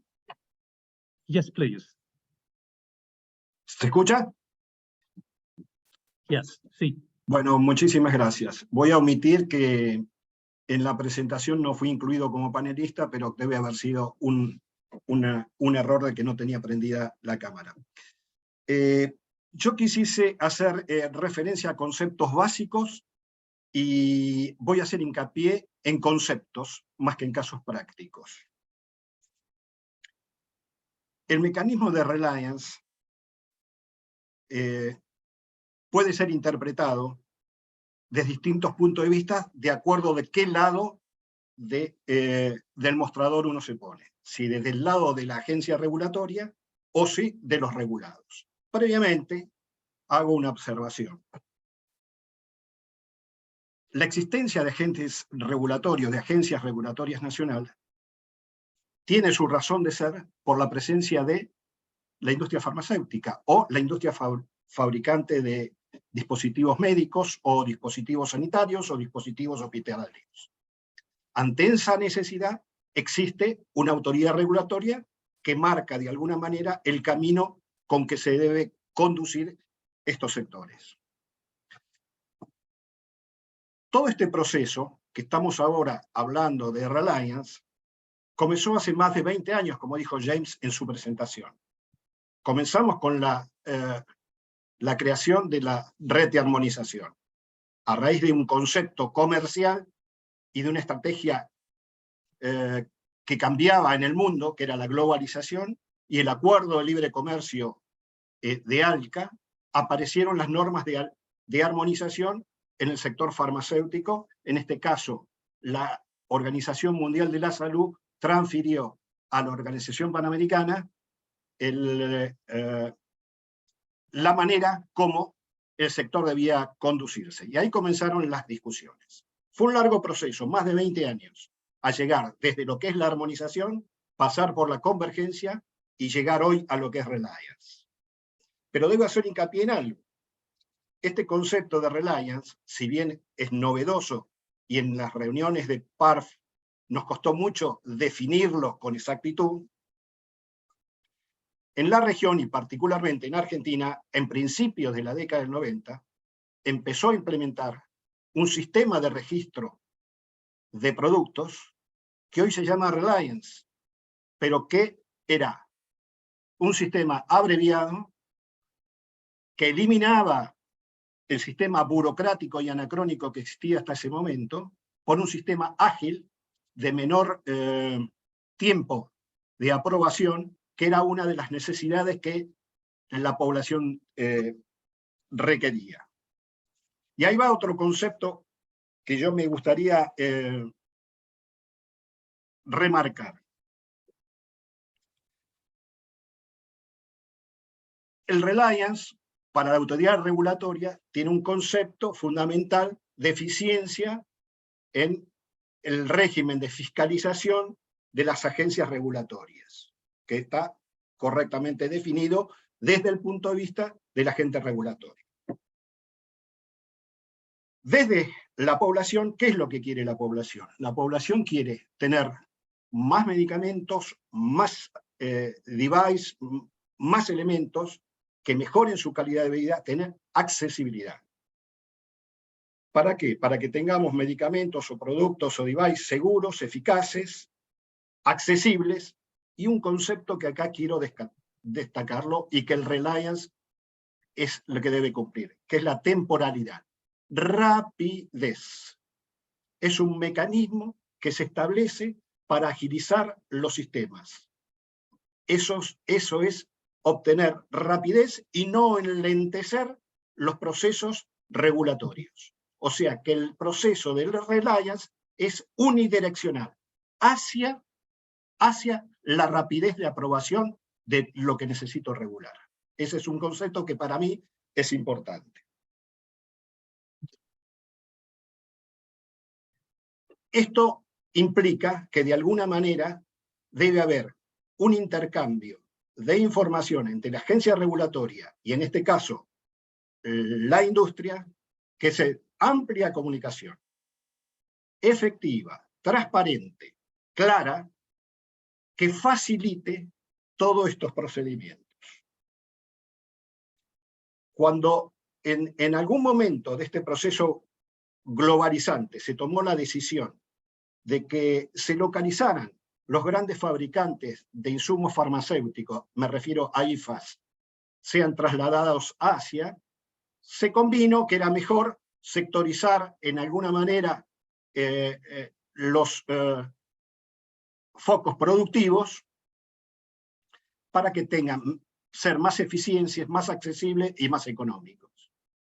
La pandemia, que tensionó muchísimo el sistema sanitario mundial, demostró que esos sistemas en algún momento claudicaron, porque acuérdense, en diciembre del 2020, esos mercados asiáticos cerraron las exportaciones de IFA y muchos sectores regionales y mundiales se vieron complicados con respecto al abastecimiento de medicamentos. Entonces, creo que...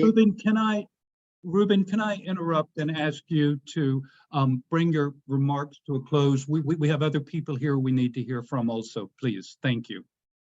Ya está, termino ya. Termino. Le hago esa interpretación. Okay, thank you. Y nada más, Thank con you. eso termino. Great. I've noted particularly your comments about timeliness, and we will come back to that, and creating, as you heard from Thierry's presentation, this clear expectation of what benefit you get from Reliance from a company perspective, and timeliness is clearly one of that. Let's go now to Danielle from CEPI, please. Can you give us your thoughts on, from CEPI's perspective, some of the obstacles and some of your ideas on how they might be met? Sure, yeah. As a company who's looking to help develop and accelerate vaccines for epidemics and pandemics, we're certainly in support of Reliance. We think this will be a cornerstone to moving things forward and getting those vaccines available quickly. all of the previous speakers have brought up many, many important facets, and I'm not going to repeat theirs, but I think two areas that I think really could use some more exploration is the lack of common tools for risk-based decision-making by regulators and by developers themselves.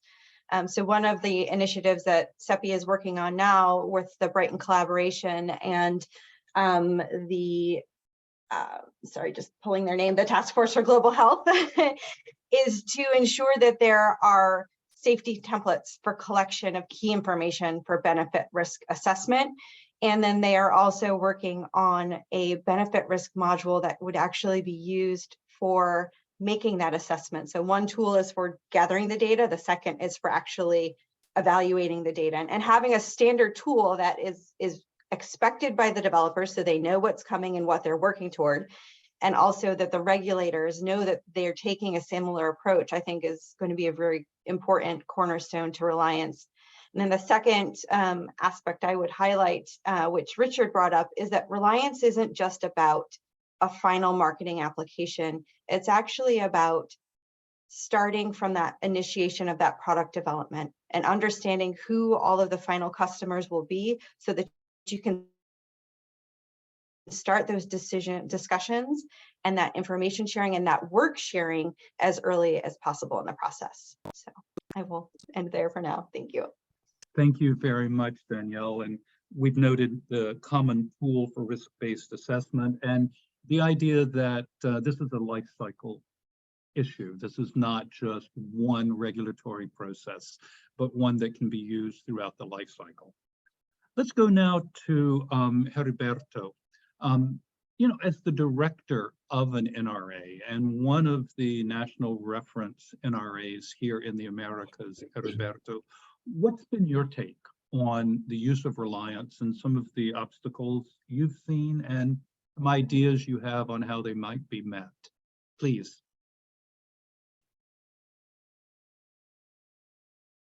Muchas gracias por la invitación primero que todo. Efectivamente, como agencia reguladora, uno va escuchando a la industria de sus comentarios y va tomando nota justamente de cómo ir mejorando los procesos, pero también esto es mutuo. Esto no requiere solamente un trabajo de la agencia reguladora, requiere que también las industrias farmacéuticas, los laboratorios hagan su parte desde el punto de vista de que el Reliance significa, ¿cierto?, una confianza hacia lo otro que se presenta en otros países, pero si no presentan lo mismo que presentaron en otros países, en el país, por ejemplo, cuando se presenta algo en la FDA, automáticamente no tiene por qué ser aprobado en Chile, Argentina, Colombia. Tiene que pasar por un proceso también nuestro regulatorio, porque tenemos que buscar responsables sanitarios de la vida del producto, de la farmacovigilancia del producto, de la calidad y producción del producto. Por lo tanto, no es tan simple como un copy-paste y no somos agencias que terminamos siendo buzones, sino que simplemente decimos, nosotros nos hacemos cargo de que esto ya fue revisado por una agencia de alto nivel y por lo tanto lo revisamos más celeramente, nos saltamos ciertas revisiones porque ya están hechas, pero igual los documentos tienen que estar presentados porque después viene una revisión post-mercado. Y si los documentos no están presentados, no pasa nuestro sistema de admisibilidad, que es algo que tuvimos que colocar. O sea, si usted quiere optar al Reliance, que nuestro decreto ya lo tiene instaurado como un registro acelerado, de 3 meses para los productos químicos, y también puede ser 3 meses para productos biológicos, siempre y cuando el Ministerio de Salud así lo determine. El Ministerio de Salud chileno puede determinar mediante resolución que necesita un producto biológico también en 3 meses. Bueno, nosotros en el fondo hacemos un examen de admisibilidad para hacer esta revisión de documentos y decir que efectivamente estos documentos cumplen para poder avanzar. Eso es sumamente importante. Lo otro sumamente importante también entre las agencias reguladoras es que entendamos esto de que no hay primera y segunda categoría. Vamos a pasar un proceso de GBT donde probablemente agencia nivel 4 quizás se nos dificulte llegar a nivel 3 de GBT y no por eso significa que disminuimos nuestra calidad fiscalizadora o nuestra calidad regulatoria. Entonces también acá es importante que nos hagamos cargo con respecto a que la FDA, Health Canada, ESMA tienen que también entender que lo que hacemos en Latinoamérica está bien hecho y que también podemos conversar y tener convenios incluso de mejoramiento entre las partes para hacer también más ágil los productos, porque hay productos que también nacen de acá, desde Latinoamérica hacia el mundo. No todos los productos vienen de Europa y de Estados Unidos hacia Latinoamérica. Y creo que es sumamente importante que se entienda eso para poder justamente ir avanzando en un Reliance que es mutuo y no solamente de una pura parte. Repito, mutuo entre las agencias y mutuo entre la industria y las agencias. Muchas gracias.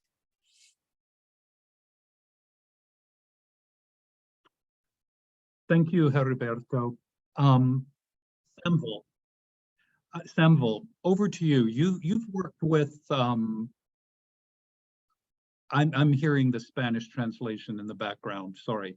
Samvel, you've worked with many countries in many different parts of the world that have very different strengths and very different weaknesses. What have you seen, and what are your thoughts on this and trying to institute a Reliance-based pathway in a country? What have been some of the major obstacles, and what have you seen countries do, and what are you all doing at WHO Geneva to try to address some of these? Please.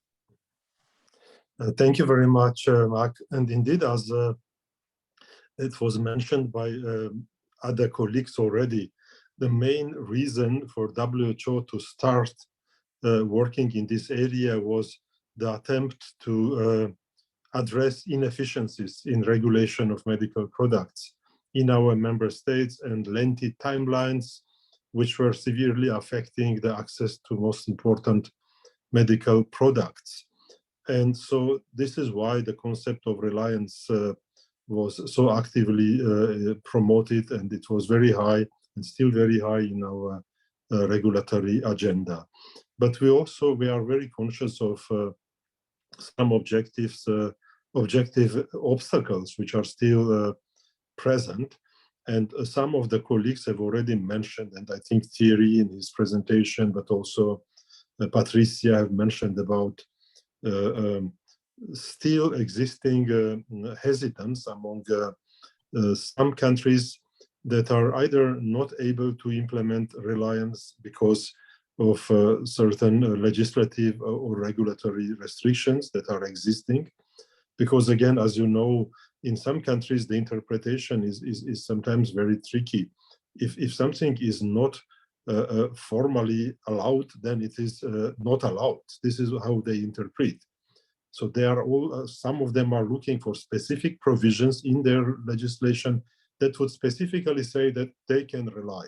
If such provision is not existing in their regulations, they feel a bit uncomfortable to do it. So there is obviously a need of better advocacy, clarification of the importance of Reliance as a concept. But also there is obviously a lack of understanding of potential benefits of Reliance as a concept when it is applied, not only from the regulatory community side, but also from some industries. And this is why we are also trying to advocate for some agreements or some sort of commitments from all involved stakeholders, because this is a multi-stakeholders effort, and it can only be successful if all involved stakeholders are actively involved, so that people on all sides of the regulatory process understand the potential benefits of implementing Reliance, because obviously these benefits are there for all involved actors. And also the issue of assessment reports has been mentioned. Not always assessment reports are readily available or available in a form that allows implementation of the concept of Reliance. This is something that we are also trying to address, and especially as colleagues are aware of WHO activities in the area of benchmarking of regulatory systems, we are trying also to kind of ensure that the pool of potential reference authorities which are able to share good quality regulatory information is increasing. And the recent WHO initiative of declaring WHO listed authorities is one of the mechanisms that we believe that will improve this process and will enlarge the pool of potential authorities.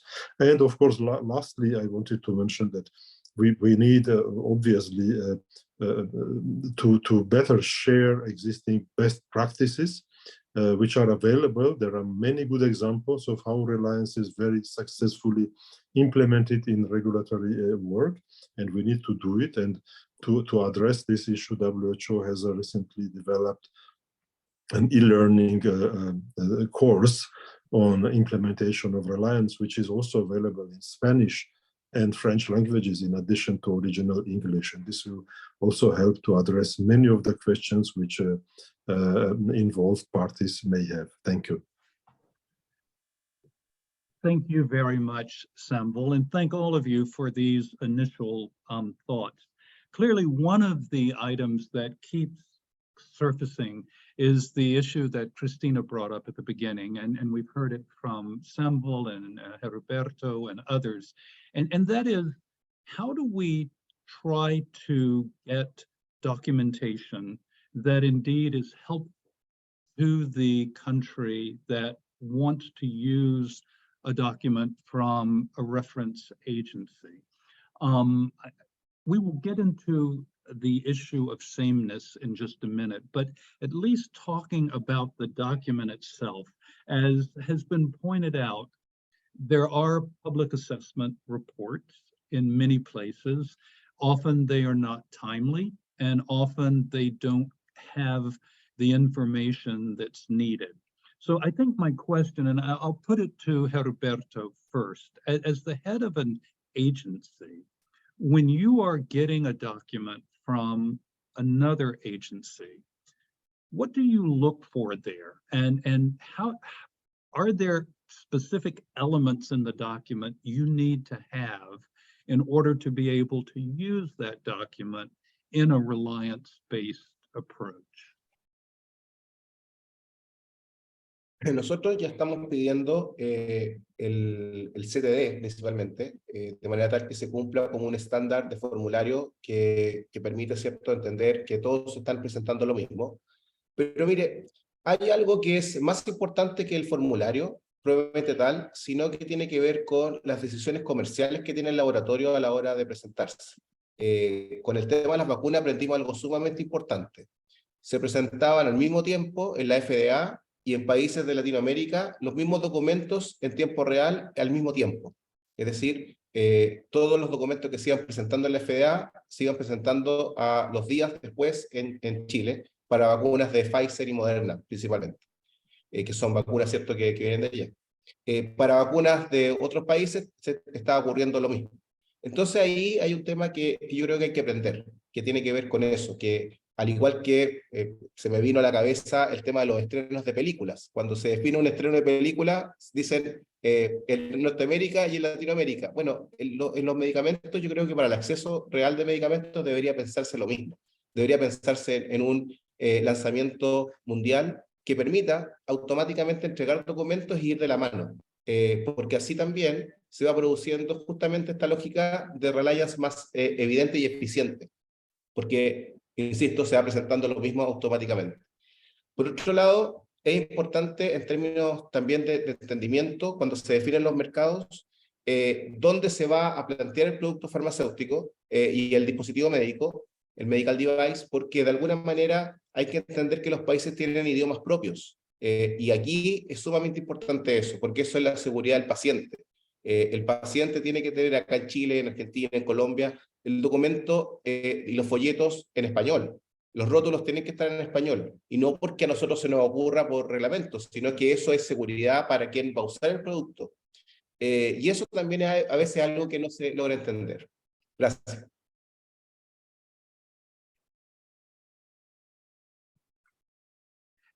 Can I follow up with a question with you on there? Because you kind of begin to touch on the reality that Reliance can take many different forms. One is the model where a country that you see as a reference country has gotten a dossier, they have reviewed it, they have authorized the product within their jurisdiction. And now the product is coming to your country. And as you've said, you think it's very, very important that you get the same dossier, that you be aware that it's the same product as the reference agency looked at, and that you get certain documents that come in from your reference agency in order to help you. Well, that's one model that we've been talking about, but you also kind of hinted at another model, which is the dossier being submitted at the same time.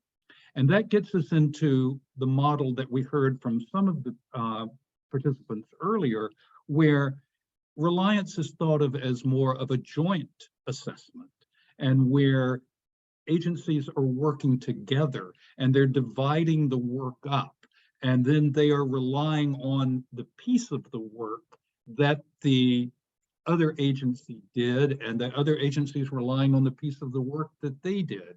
And so it's a different model of Reliance that really isn't the exchange of documents, but it's more, as one would say, of a joint assessment.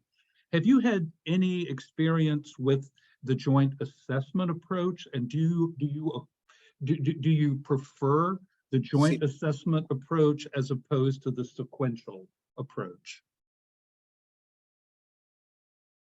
En el tema de la aprobación de vacunas, tuvimos justamente el conformar grupos internacionales que permitieran, y ahí la OMS tomó cierto liderazgo, ¿cierto?, con la precalificación, pero también entre las agencias con productos que estaban más lentos en la precalificación, ejemplo, vacuna CoronaVac de Sinovac, que como venía de una agencia reguladora no de alto nivel como la China, sino que venía, ¿cierto?, como venía de China, no venía de Estados Unidos ni Europa, como AstraZeneca, como Pfizer, como Moderna, requirió un trabajo importante donde tuvimos reuniones conjuntas con agencias reguladoras que también estaban revisando esto al mismo tiempo. COFEPRIS, por una parte, tuvimos una reunión con ellos y le entregamos antecedentes. También con la EMA, fue muy importante una reunión que tuvimos con la EMA, y la EMA nos preguntó mucho sobre el avance de la vacuna CoronaVac en Chile para saber si la aprobaban como uso en EMA, para justamente también ser precalificada por la OMS. Entonces, esto es sumamente importante cuando estamos en situaciones como, por ejemplo, la pandemia de emergencia sanitaria. Ahí se requiere automáticamente el segundo modelo de Reliance, que es el modelo que estemos, ¿cierto?, en revisión continua y constante entre ambos y varias agencias a la vez. Pero creo que también es importante ir ya avanzando con terapias avanzadas y terapias nuevas, con respecto a esto, porque esto no es lo mismo que los productos químicos que ya estamos más o menos acostumbrados, y que en sí, Reliance más, Reliance menos, finalmente ya las agencias reguladoras tenemos como un sistema y un protocolo de revisión que es bastante ágil, porque ya estamos acostumbrados, lo de síntesis química, pero no nos pasa lo mismo con los síntesis biológicas. Ahí claramente lo que necesitamos es mayor trabajo conjunto, mayor conversación, para también entender la evaluación del otro, porque una cosa es que me llegue la evaluación escrita y otra cosa es entender la evaluación del otro, porque además también hay situaciones epidemiológicas distintas. De repente un producto puede ser muy necesario en un país, pero no tan necesario en el otro. Por lo tanto, en realidad hay que tomarse también los tiempos distintos a propósito de ciertas idiosincrasias y también ciertas situaciones epidemiológicas que tenga el país.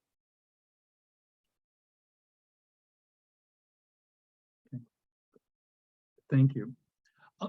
Christina, can I come back to you, please? Since this is the topic you brought up and started us out with here. Let me be a little provocative and ask you here. I mean, we've talked today about transparency being one of the fundamental pillars of a successful Reliance-based regulatory system. As there are benefits to industry, and industry has talked about the benefits to them for having Reliance-based regulatory pathways. You speak about using public assessment reports. What would be the problem from the industry perspective of allowing the agencies to release unredacted assessment reports to other agencies, not to the public in general, but to other agencies for the purpose of a Reliance-based regulatory assessment of your product?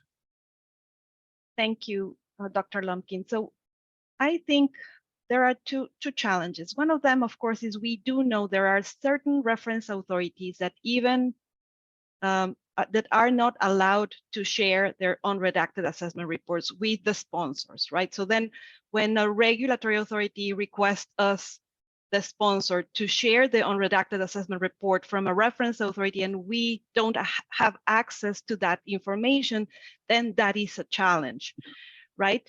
There are other reference authorities that do not have those limitations, that are more open to share that. And when it's possible, that is doable. But again, sometimes these documents are very lengthy, right? They include a lot of information. And what we think would be ideal, right, is if there is a possibility to come to a mid ground where you have the information publicly available with a robust public assessment report. And we do know there are various, right now, the reference authorities have the various formats and forms and shapes of them. But if we can come to that space where the information is robust enough, and then there is trust, and industry upfront provides transparency of if there are any difference, if the information is the same, to then allow the use of these public available documents to support Reliance. We believe that would be ideal. Otherwise, we do know that there should be confidentiality agreements in place and memorandums of understanding for those documents to be shared across agencies. And sometimes some authorities do not have those memorandum of understandings in place already. And there was a publication by PAHO last year where they highlighted some of those, right? So, and we do know those are lengthy, take some time, etc. So that's why we believe that the public assessment report should be the ideal tool, as well as long as there is agreement on what would be the elements and they are sufficiently, robust enough to support the Reliance process. Okay. Thank you. Danielle, from a CEPI perspective, you all are involved very much as manufacturers and supporting manufacturers in developing products.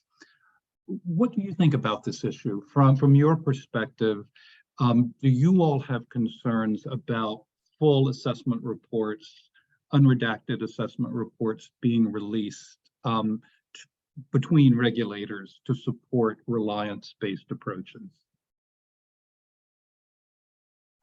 Yeah, I think we're very much in line with Christina. It comes down to what are the agreements that are available between the regulators themselves, what legal constrictures they're between. I think one of the other things we hear a lot from our developers is around the ICH CTD structure and what data they're submitting to each jurisdiction.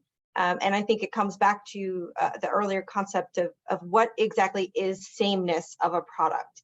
Mm-hmm. And what we hear a lot is, well, country one requires elements X, Y, Z, and country two requires X, Z, and F.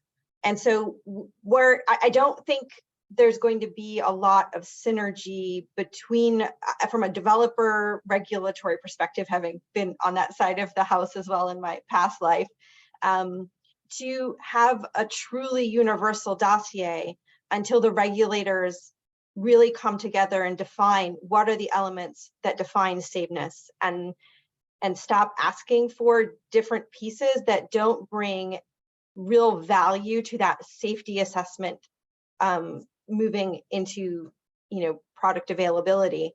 I think that's, you're going to see a lot of hesitance. They know that they want to present what country one wants. They know they want to present what country two wants, but they don't want to tell each of the other countries what the other guy didn't want to see, because they feel it's confidential to themselves. They want to protect that IP and that confidential side of their dossier. I think there is a little bit, as others have said, the public assessment reports have to take that commercial confidentiality so much into effect and into consideration that having direct sharing between the regulators, I think, will be a much easier pathway forward for that alignment. Yeah, no, I think you all are bringing up a very interesting point. It's a nice segue into the discussion of sameness. And I think one thing that is important to remember here is that people, I think, are in pretty good agreement that there are IP protections that companies have a right to protect from the general public. However, when you're talking about regulator A and regulator B, and the company has made a business decision to go to jurisdiction A and jurisdiction B, then the implications of that and of the IP tend to fall, I think, in many people's minds differently than trying to think of just, are you disclosing something to the general public? No, you're being asked to disclose something to a regulator in a company where you've made a business decision. That's where you want to go and market your product. And so I'd like to hear from any of you on the issue. When we talk about using Reliance, this issue of sameness has come in, and I think it comes in many different aspects. There's things I think you were talking about, Danielle. Is it the same dossier? Are you getting the same basic information about the product that the reference agency got?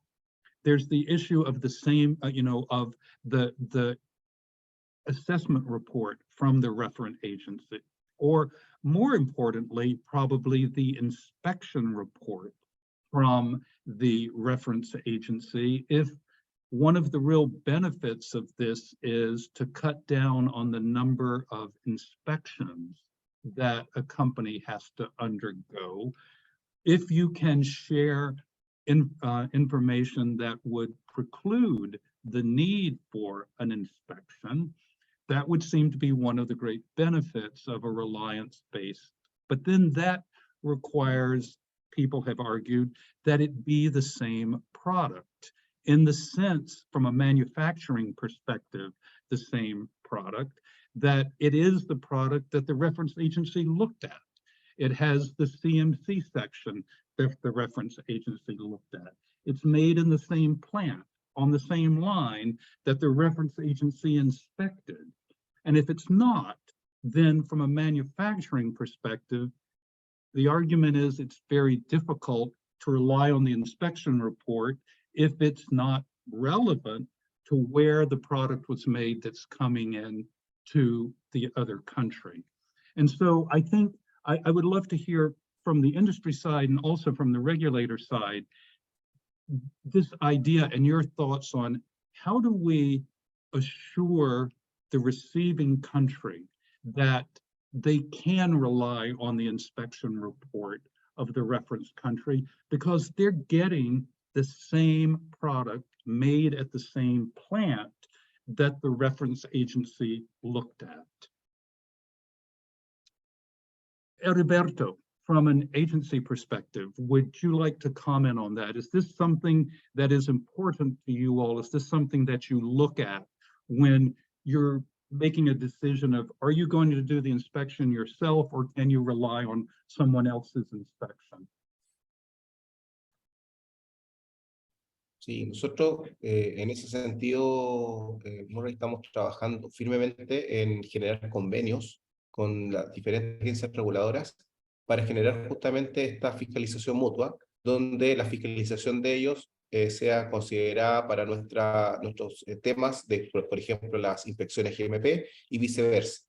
Esto para nosotros es sumamente importante y creemos que es algo mutuo entre las agencias, de manera tal de poder ingresar a eso. También estamos explorando PICs como una de las formas también de hacer esto de inspecciones mutuas y que en el fondo estemos certificados internacionalmente. Pero nos hemos enfocado principalmente en el convenio bilateral.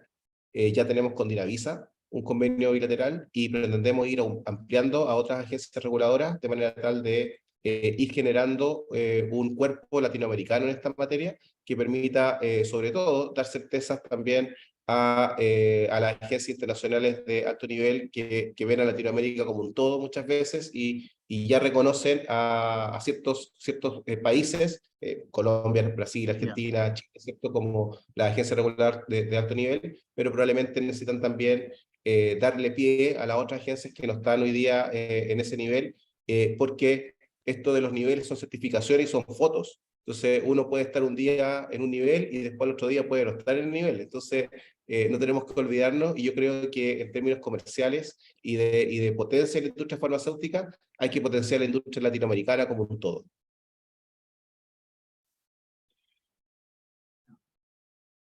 No, I think that's very helpful, because I think you've highlighted there are really two aspects to this. There's, you need to have confidence that the reference agency is one that you can rely on.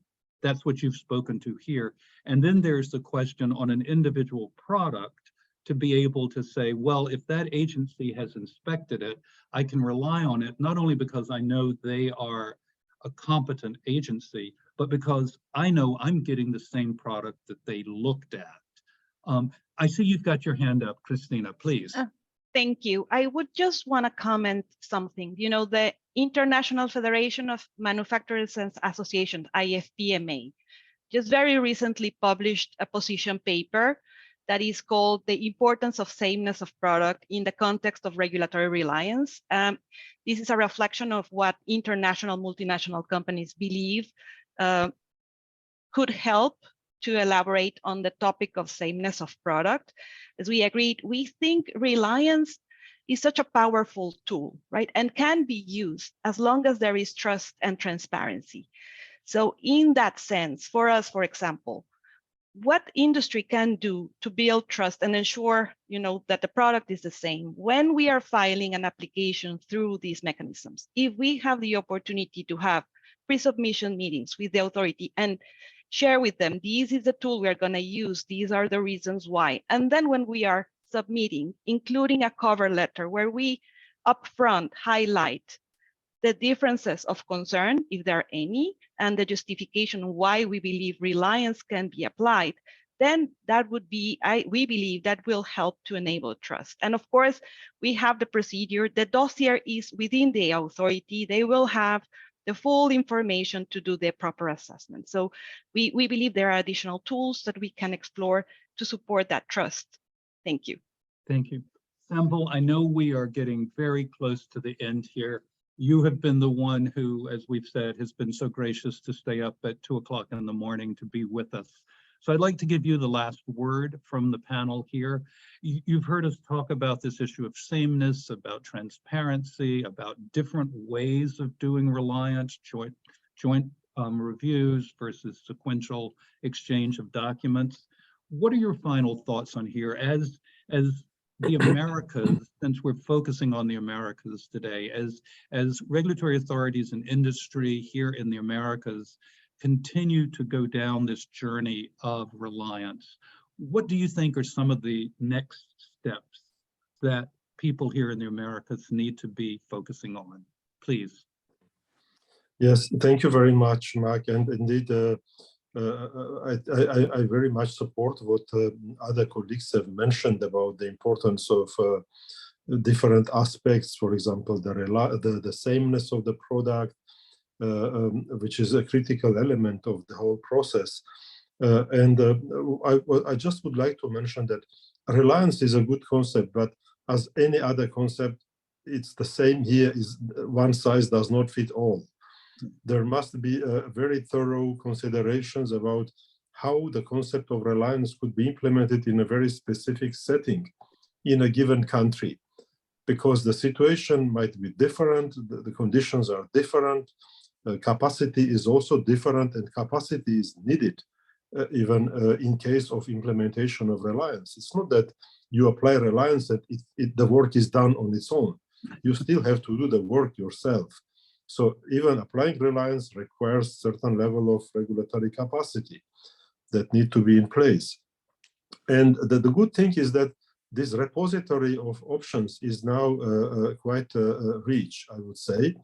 And we just need to help as much as we can our member states in navigating through this whole variety of different options existing, and to choose the best one in each specific situation, which will help them to do the process faster with less resources and of course with maximum efficiency. We do have good examples, such as WHO collaborative registration procedure, which is in a way exactly represents how Reliance is implanted in real life. Yeah. And it provides very good opportunities for all type of medical products now, medicines, vaccines, in vitro diagnostics. We are even starting now to work for vector control products in this area of work. But collaborative registration procedure is one by one, country by country approach.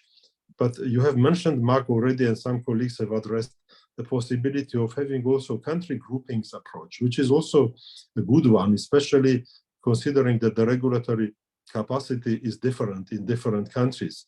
So sometimes grouping approach is also very important, because it helps countries to learn one from another, to apply pull and push approach, and somehow accelerate the uptake of most important product in their countries.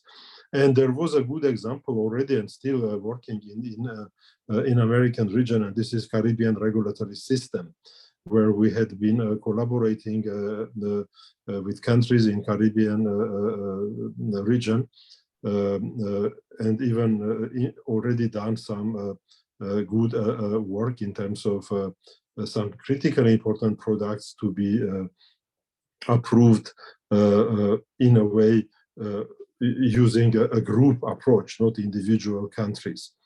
So we absolutely need to consider also the issue of sometimes very sophisticated national requirements, because when we are speaking about sharing the reports, we are speaking about sharing the essential technical data. It is good if data is same. It's a kind of core component of the information shared, but sometimes country-specific information component is so huge, so it makes, in fact, the reliance somehow impossible or very difficult. So we have a lot of work to do also in kind of trying to align also or put a bit more convergence into also this national country-specific information. That is the module one of the dossier, which is submitted. This is also a big burden for the industry. So these are more or less my thoughts that I would like to share. Thank you. Thank you, Samvel. And let me take this opportunity to thank all of you, Christina, Danielle, Heriberto, Ruben, Samvel, for spending your time with us over the last hour. I promised Hector I would turn this back over at 11:25. We're running about a minute late. Hector, I apologize, but with thanks to the panel, I turn it back over to you. Thank you, Mac. Gracias. Buenos días a todos y a todas. Creo que hemos disfrutado estas 2 horas y media. Creo que han sido muy productivas. En algún momento de la conversación tuvimos cerca de 500 participantes conectados. Tuvimos la posibilidad de hablar de cómo posibilitar la utilización de decisiones de otras autoridades regulatorias, o lo que denominamos en inglés Regulatory Reliance. Una cosa que me gustó mucho fue que usamos con mucha frecuencia la palabra pathways, lo que muestra que es un camino. En lugar de ser solamente un fin, tenemos que caminar hacia allá. Hablamos de sus principios, vimos ejemplos de Anvisa, vimos ejemplos de Health Canada, vimos adicionalmente, escuchamos mensajes. Me gustó mucho cuando Richard Seigers mencionó que no es solamente Regulatory Reliance una práctica importante, sino es una evolución nacional o una evolución natural y necesaria de los sistemas regulatorios. Y me gustó también cuando Mac dijo es realmente lo que debemos hacer como prácticas regulatorias del siglo XXI. Recalcar entonces que Regulatory Reliance es importante a lo largo del ciclo de vida de las tecnologías. Vimos también que dentro de esta senda es necesario fortalecer y hablar de cosas como la voluntad política del ecosistema, no solamente de la autoridad regulatoria, sino de los ministerios, del sector privado, de la industria farmacéutica, para construir capacidades institucionales, para generar una ruta de confianza donde una agencia pueda confiar en los resultados de la otra, como lo decían en el panel, para que se entienda que son pares y finalmente con esto lograr las economías de escala y de alguna manera las eficiencias esperadas de la Regulatory Reliance. A título personal y en nombre, por supuesto, de la red PARF, de la Organización Panamericana de la Salud, de la Unidad de Medicamentos y Tecnología en Salud, quiero agradecer enormemente a los moderadores, a los panelistas, a las instituciones que apoyaron la planificación y desarrollo de este evento. Reconocemos también a todas las personas que se conectaron, que como les dije, fueron bastantes. Gracias por sus preguntas. Nos comprometemos a dar respuesta a las mismas. Reiteramos el compromiso de la Organización Panamericana de la Salud para apoyar y movilizar a los colaboradores y al ecosistema para construir sistemas de salud y sistemas regulatorios que sean más fuertes, resilientes y preparados para Regulatory Reliance. Creo que es un compromiso de todos. Vimos también que incluso en agencias de referencia que tienen capacidades y recursos como Anvisa hay unas brechas históricas.